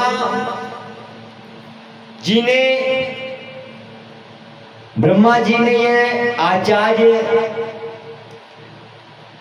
जो सनक सनंदन सनातन कुमार थे उनको ये सुनाई। और सनत कुमार से नारद जी को मिली। और ऐसे करते करते व्यास जी के पास आई, व्यास जी से सुखदेव मुनि के पास ये श्रीमद् भागवत जी आई। लेकिन व्यास जी तक केवल 4 श्लोक की भागवत थी। व्यास जी ने संपूर्ण विस्तार करके और 18,000 श्लोकों में इस भागवत जी का निर्माण कर दिया। कहते हैं कि जब संपूर्ण सृष्टि की जब रचना करी तो नर और नार कहते पानी को, इस पूरी सृष्टि पे केवल पानी ही पानी था और कुछ नहीं था, इस पृथ्वी भी नहीं थी। तब नर ने नार रूप धरा, नारायण का रूप धरा नारायण के नाभि कमल से ब्रह्मा की उत्पत्ति हुई और ब्रह्मा के चीख से रुद्र की उत्पत्ति हुई। नारायण का जब अवतार हुआ, ब्रह्मा का जब अवतार हो गया, तब पृथ्वी रहने के लिए पृथ्वी नहीं थी, केवल पानी पानी था। तब नारायण के कान से मधु और केटभ दो भयंकर दैत्य निकले। क्या नाम था? मधु और केटभ। कीट, कान की कीट से मली जिसको बोलते हैं अपन कान की, उससे दो दैत्य प्रकट हुए और वह दैत्य माँ भगवती की कृपा से, जगत जननी की कृपा से वहां उपस्थित होकर के और भ्रमण करने लगे और कभी नीचे से ऊपर, ऊपर से नीचे। जब जाकर के देखा कि ऊपर तो ब्रह्मा जी बैठा है, तो ब्रह्मा जी को जाकर के ललकारने लगे, हे ब्रह्मदेव आओ हमसे युद्ध करो, हमसे युद्ध करो, हमसे युद्ध करो। ब्रह्मा जी ने बोला भाई हम युद्ध नहीं जानते, कौन से लफड़े में डाल रहे हो हमें, हैं? और युद्ध ही करना तो जा, देख मैं कहां से उत्पन्न हुआ हूं, वहां तक जा। जैसे ही मधु केटभ को नारायण की नाभि कमल तक जाकर के पूछा, तो नारायण अपने शेष शैया पर वासुकी नाग की शैया पर के शयन कर रहे थे, बड़ी मुद्रा में, ध्यान मुद्रा में ध्यानस्थ होकर के चतुर्भुज रूप में। उनको जाकर के जब नारायण को देखा, नारायण को देखते ही मधु केटभ ने ललकारा कि मुझसे युद्ध करो। निर्णय करते हो कि भगवान कौन है? भाई सबसे बड़ा जो जीत जाएगा वही भगवान होगा इस सृष्टि पे। तो तब नारायण ने 60,000 वर्षों तक युद्ध किया। कितने? 60,000 वर्षों तक उनका युद्ध ही चलता रहा, लेकिन ना ये मरे ना वो मरे, एक दूसरे को कोई परास्त नहीं कर पावे। इधर नारायण अपना रूप धरे, चक्र करे, काट के अलग करे और वापस जुड़ जावे, फिर उसको चक्र से चलावे, भस्म करे, फिर मधु केटभ जिंदे हो जाते। आखिर में फिर नारायण ने जगत जननी परम्बा देवी की स्तुति की, और जब परम्बा जगत जननी माँ जगदम्बा की स्तुति की, तब देवी ने प्रकट होकर के आशीर्वचन दिया और कहा कि नारायण अभी ये मधु केटभ मेरे ही उत्पन्न किए हुए हैं। जब तक इनकी मृत्यु का कारण आप इनसे ही नहीं जान लोगे, तब तक आप इनकी मृत्यु नहीं कर सकते। तब कहा ठीक है। तब नारायण ने लीला रचाई और लीला रचा करके उन मधु केटभ से बोला कि हाँ भाई अब मैं तुमसे हार गया। क्या तुम जीत गए? बोले अच्छा, हम तो पहले ही कह रहे थे हार मान लो, हार मान लो, तुम तो हार ही नहीं मान रहे। अब मधु केटभ प्रसन्न हो गए, बोले अच्छा अब हम तुम पे प्रसन्न है, बोलो क्या वरदान चाहते हो, वरदान मांगो। अब मधु केटभ नारायण को वरदान मांगने की कह रहे हैं। नारायण ने कहा कि इधर वरदान ही देना तो तुम्हारी मृत्यु का राज बता दो, तुम्हारा मृत्यु का कारण बता दो। तुरंत उन्होंने अपना मृत्यु का कारण ढूंढा और नारायण ने अपना सुदर्शन निकाला और मधु केटभ का वध कर दिया। इधर जैसे ही मधु केटभ का वध हुआ, वह तरल, जिस प्रकार पानी में तरल फैलता है उस प्रकार वह तरल फैलता फैलता संपूर्ण ये जो ठोस पृथ्वी है इसका निर्माण हो गया। तब जाकर के यहाँ रहने योग्य पृथ्वी बनी। फिर धीरे धीरे धीरे इस पृथ्वी पे ग्रह, नक्षत्र, तारे, योगिनियां, फल फूल, जीव, उन सबकी उत्पत्ति करी। एक जीवन के प्राणी के कल्याण के लिए जो आवश्यक हुआ वो सारी चीजें क्या उपस्थित की। सर्पेषु षडोषमकेश विषम निष्किंचनाम नृपयदम धनम अवेदो। और उधर ब्रह्मा जी को दो शब्द सुनाई दिए, त और प। क्या शब्द सुनाई दिए? त और प। यानी कि हे ब्रह्मदेव तुम तपस्या करो, तप करो। तब ब्रह्मा जी ने ध्यान किया और तपस्या में बैठ गए। तब जाकर के उन्हें ये 4 मंत्र मिले जो आज श्रीमद् भागवत जी के रूप में आप हम सुन रहे हैं। कि अहमेवासमेवाग्रे ज्ञानं ध्यसदमसपरम् पश्चादहं यदेतच्चं सोऽव्यं शिष्येत सौम्यहम् रीतेर्थं यत्प्रतीयेत न प्रतीयेत जन्मनि तत्प्रतीतात्मानो मायां मध्यावयो यथा तम। परमात्मा श्री नारायण कहते हैं कि ब्रह्मा से सारी सृष्टि में केवल मैं ही था।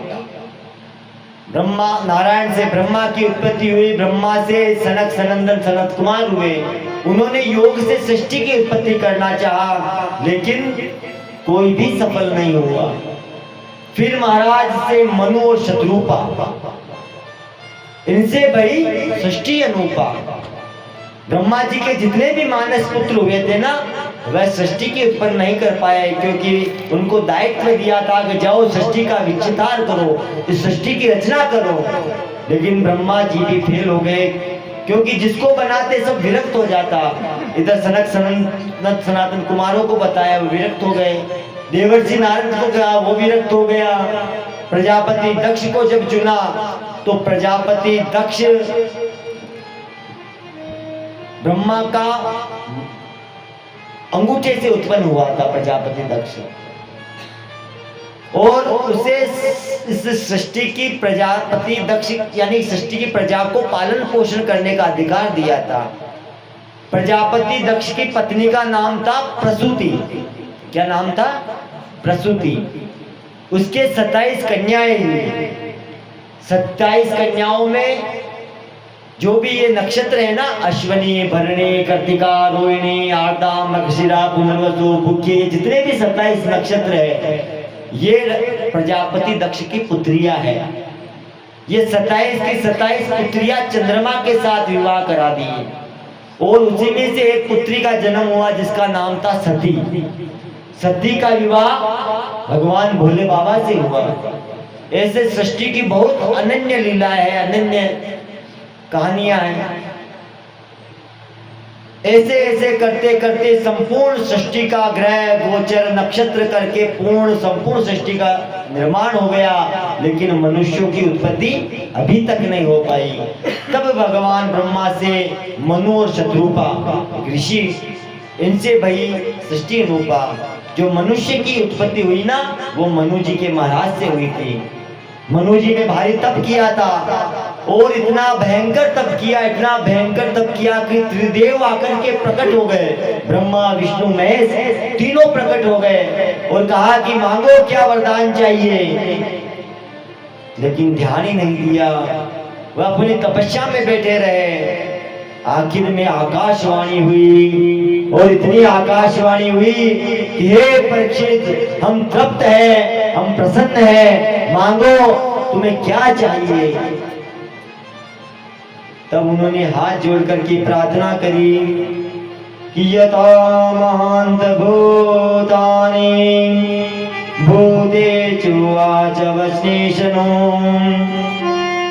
परविष्टान्यं परविष्टानि तथा तेषु न तेव्यम्। कहते हैं कि पृथ्वी, जल, तेज, वायु, आकाश, इन 5 तत्वों से दुनिया बनाती है कि क्षिति जल पावक गगन समीरा और पंच रचित अधम शरीरा। इन 5 तत्वों का निर्माण हुआ, और इन 5 तत्वों से ही मनुष्यों की उत्पत्ति हुई, संपूर्ण सृष्टि का विस्तार हुआ। आइए भगवान का सन्नाम कीर्तन करते हैं। रंग बिरंगी दुनिया वाले, हरे रंग बिरंगी दुनिया वाले, अरे देखी दुनिया तेरी में भी मान गया, ओ मैं भी मान गया, ओ मैं भी मान गया, ओ मैं भी मान गया।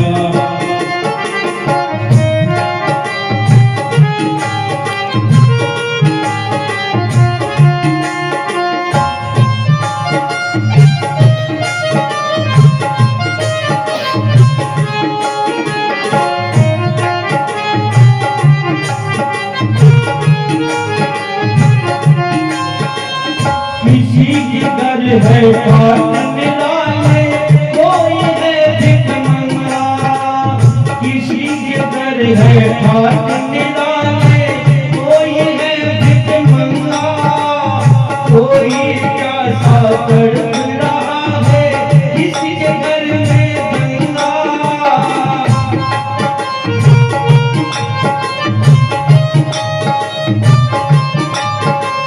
कोई पड़ा कई मुकद्दमों में, पड़ा कई मुकद्दमों में, कोई की गंगा में भी मान गया, हमें भी मान गया, हमें भी मान गया, हमें भी मान गया।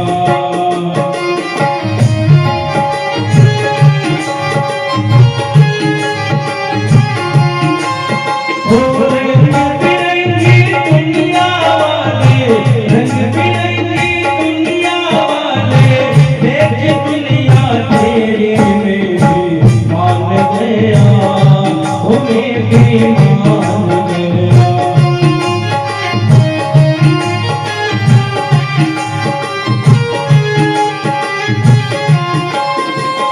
कोई खुद हर साल बनाए, कोई तड़पा जाए, कोई खुद हर साल बनाए, कोई तड़पा जाए, कोई तरसे जीने को, कोई यूं ही पर जाए।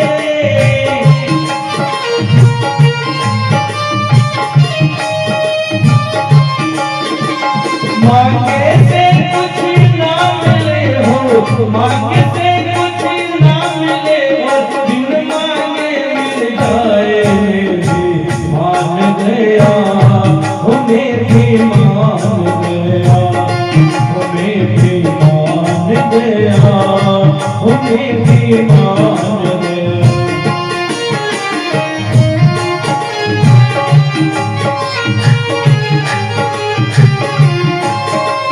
कोई न रखे तेरी जमीन पे कैसी तेरी माया, कोई न रखे तेरी जमीन पे कैसी तेरी माया। किसी को तुमने बेदल बेदल जीवन भर भटकाया, किसी को तुमने बेदल बेदल जीवन भर भटकाया। चमत्कार को नमस्कार है, चमत्कार को नमस्कार है, तारा सर में गाया, मान गया, हमें भी मान गया, हमें भी मान गया, हमें भी मान गया।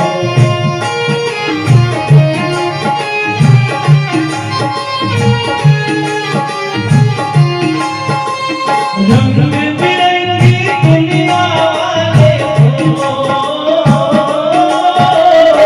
रंग बिरंगी दुनिया वाले, देख दुनिया तेरी में भी मान गया, हमें भी मान गया, हमें भी मान गया, हमें भी मान गया, हमें भी मान गया, हमें भी मान गया। बोलिए श्रीमद्भागवत महापुराण की जय। जय श्री राधे श्याम, जय जय श्री राधे श्याम।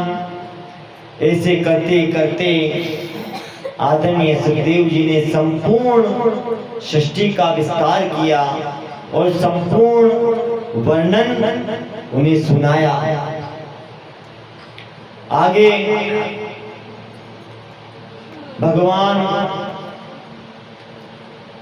सुखदेव जी कहते हैं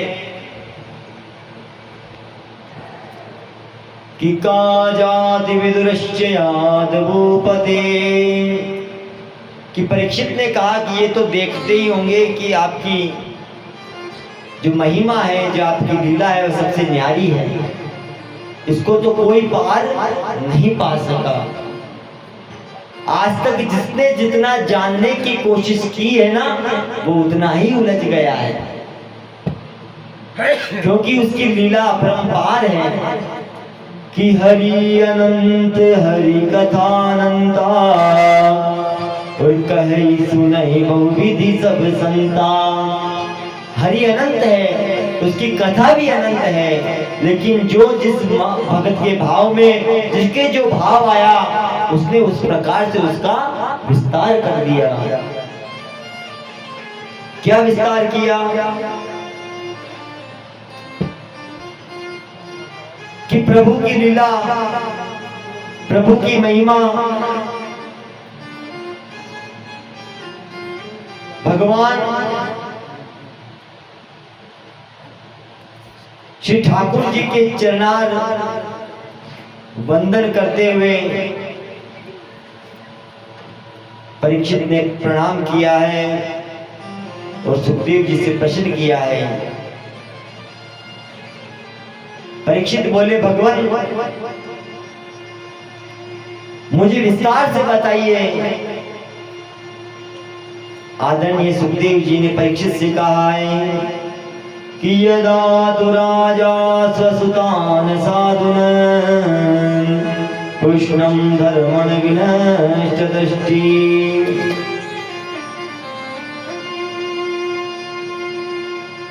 कि एक सुंदर प्रसंग है।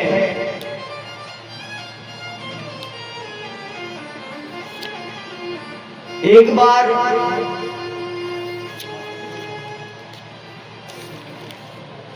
जब पांडुकालीन में सबको अपना अपना मत, अपना अपना रास्ता मिल चुका था, उसी में एक विदुर जी भी थे। विदुर जी का अनन्य भाव था, अनन्य भक्ति थी। क्या भक्ति थी, क्या भाव था कि वह नित्य प्रति ठाकुर जी के प्रति, अपने कृष्ण के प्रति निरंतर प्रेम रखते थे। वह एक बार जब भगवान दुर्योधन का निमंत्रण मिला था दुर्योधन की तरफ से कि आप मेरे आतिथ्य स्वीकार करो, तो भगवान कृष्ण के लिए उसने 56 भोग लगाए थे। 56 व्यंजनों का, 56 प्रकार का। लेकिन मेरे कृष्ण कन्हैया, मेरे ठाकुर जी, आज नगरी में हल्ला हो चुका है कि आज कृष्ण आए हैं, कृष्ण आए हैं। विदुर जी भी दूर भीड़ में देख रहे हैं कि कहीं एक नजर भी मेरे ठाकुर जी की मुझ पे पड़ जाए, मेरे कृष्ण की मुझ पे पड़ जाए। इधर आज वासुदेव स्वयं कृष्ण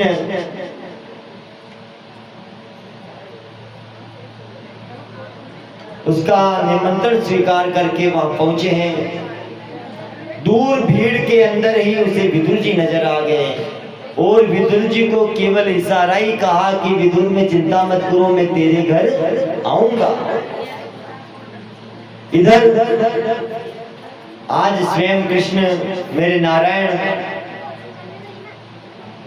कौरवों के यहाँ जाकर के जब उनका आतिथ्य देखा और उनका अहंकार देखा तो उसे छोड़ दिया, 56 प्रकार के भोजन को त्याग दिया।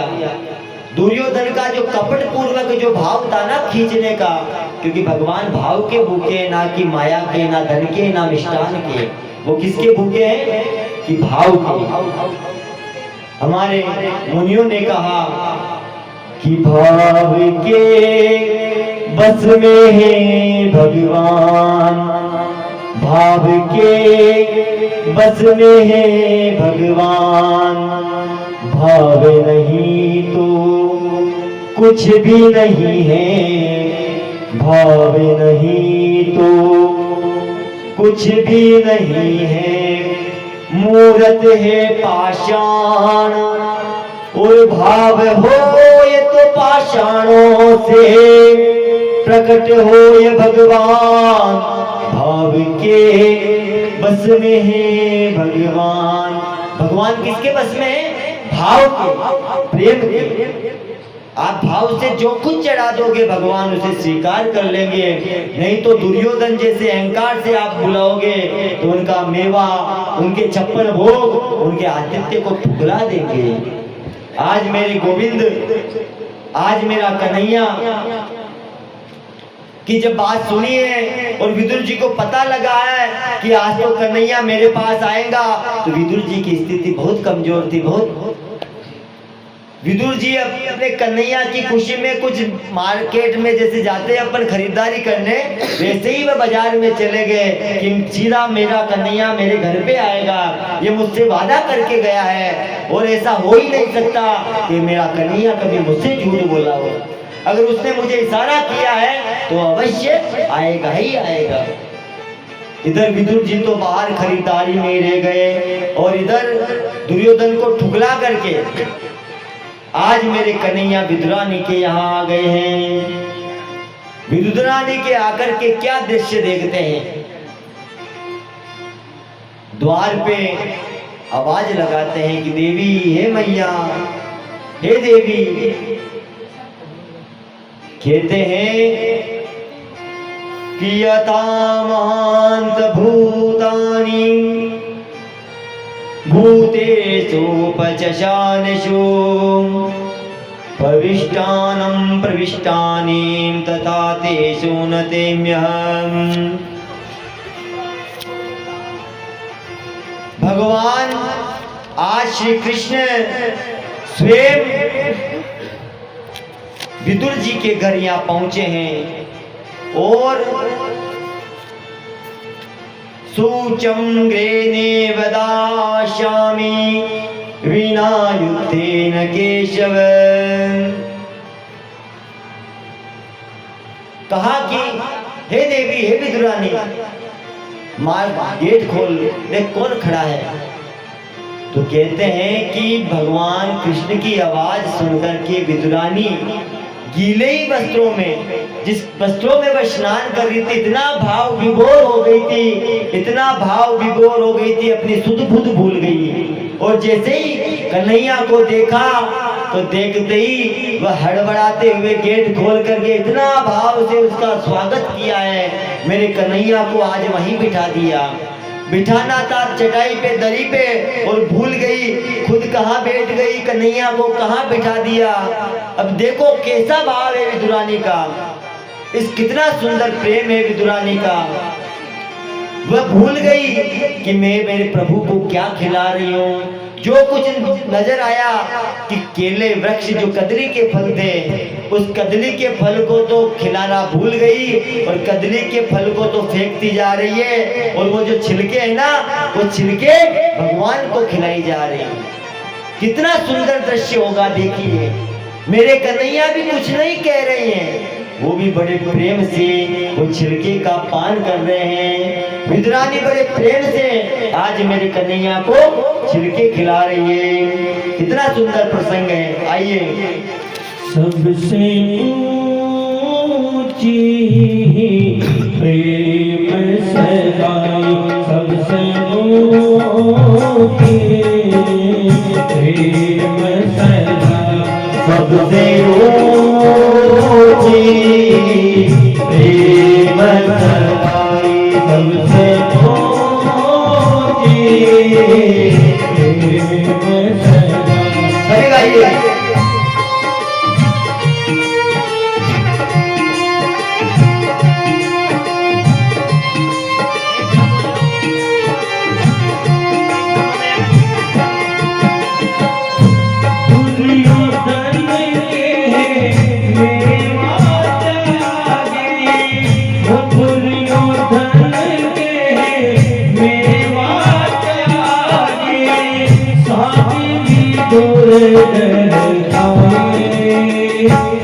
सबसे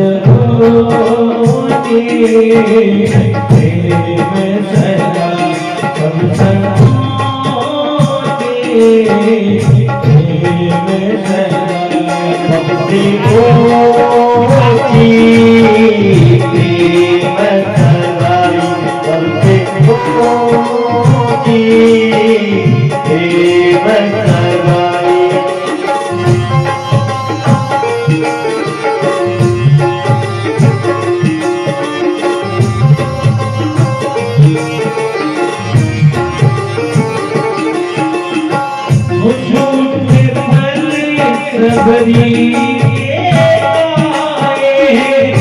झूठे फल सबरी के खाए बहु विश्वास लगाए सबसे ऊंची प्रेम सगाई सबसे ऊंची प्रेम सगाई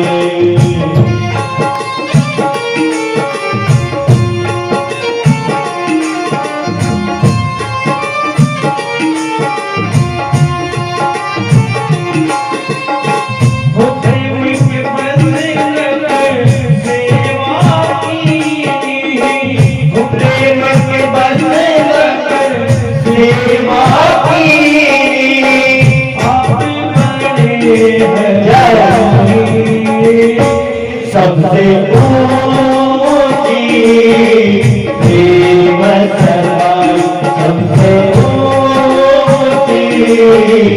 प्रेम सगाई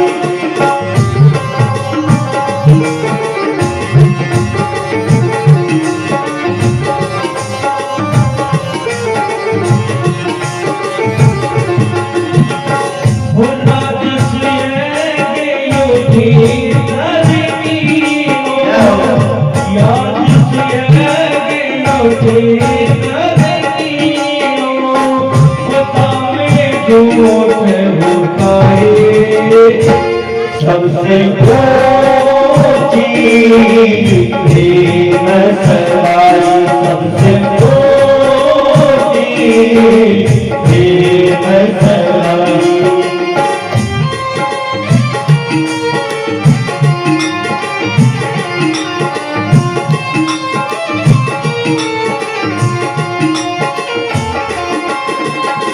प्रेम की बंद पारस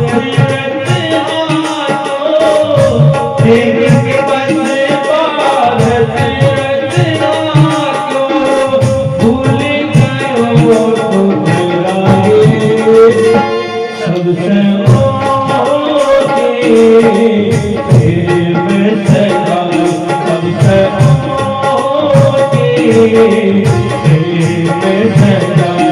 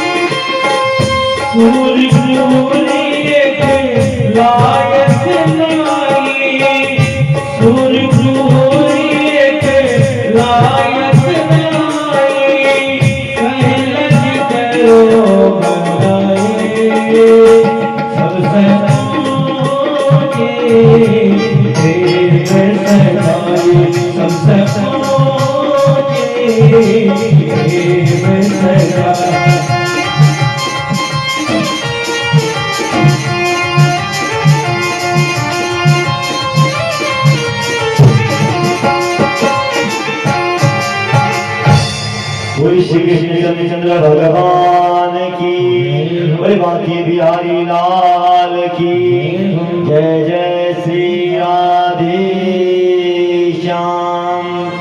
ऐसा सुंदर दृश्य है, ये दृश्य देख करके इतने में विदुर जी पहुंच गए। और विदुर जी क्या देखते हैं कि विदुरानी भगवान को छिलके खपवा रही है और केलों को तो कहीं और फेंकती जा रही है। ये देखते ही विदुर जी ने तुरंत आवाज लगाई, हे विदुरानी तू ये क्या कर रही है। तुरंत विदुरानी को होश आया और देखा कि राम राम मैंने क्या कर दिया। मेरे प्रभु को जहां मुझे केले इनको प्रसाद खुआना था, ये प्रसाद तो ना पुआ के मैंने छिड़के पुआ दिए।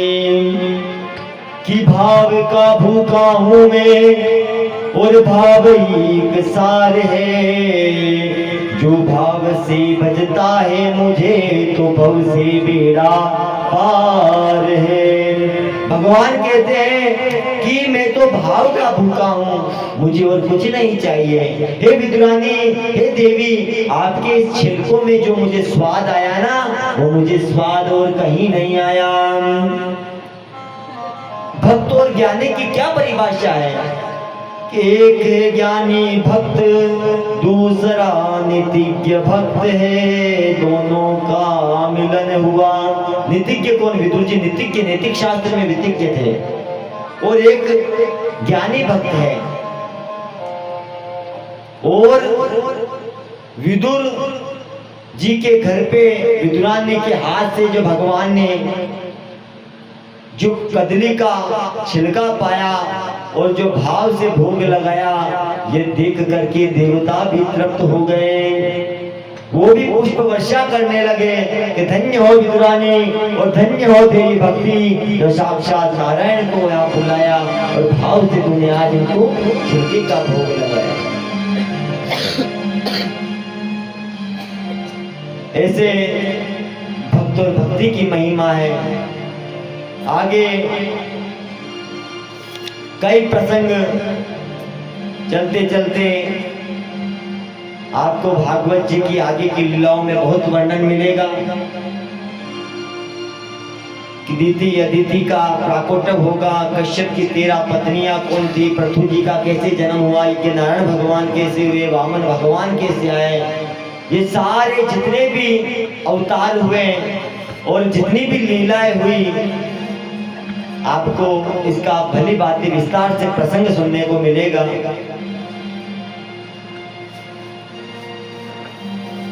परसों कल परसों तो शायद कृष्ण भगवान का भी जन्मोत्सव हो जाएगा, कृष्ण जन्म भी परसों होगा। तो अभी तो जो मुख्य मुख्य लीला है, फिर तो लीलाओं में उत्सव ही उत्सव आने वाले हैं। आज हमारे रघुराम जी की फरमाइश की जगन्नाथ जी महाराज का एक भजन उन्हें गाया जाए। उस समय गाए तब आप नहीं थे, उस समय वो जगन्नाथ जी गाए, नींद आ गई थी क्या हुआ? हाँ, जगन्नाथ में नहीं थे। कोई बात नहीं, एक बार जगन्नाथ जी की फरमाइश हुई है, पुनः जगन्नाथ जी का एक भजन आपके समक्ष, फिर उसके बाद में आज के इस कथा का यही विश्राम होगा, यही आरती हो जाएगी। कल से पुनः इसी समय पे विधिवत अपना आगे का अध्याय सुनने को आपको मिलेगा, क्योंकि जगन्नाथ जी का मैंने प्रसंग सुना था। बड़े कहते हैं कि ब्याह में छोरा के ब्याह में, बेटा का ब्याह में तो सब नाचे, कि तो 84 के लाख के बंधन से अगर मिटना है, 84 के लाख के चक्र से अगर मिटना है, तो जो भगवान के भागवत में जो नाच कर लेता है, जो कृत कर लेता है, तो उसे 84 लाख योनियों में नहीं भटकना फिरता है। बाकी तो लख 84 ब्याहों में तो घड़ा ही नाचा, वो तो लख 84 की योनियां है। लेकिन जो भगवान के कीर्तन में, भगवान की स्तुति में जो नृत्य करता है ना, उसे फिर इस लख 84 के चक्र में नहीं पड़ना पड़ता है। एक जगन्नाथ जी कर लेते आरती, कर ले आरती, कल करेंगे। हाँ, ठीक है, आ जाओ सर। चलो हरिनाम संकीर्तन के साथ फिर आरती कर लेते, फिर हरिनाम संकीर्तन कर लेंगे, आरती के बाद संकीर्तन कर लेंगे।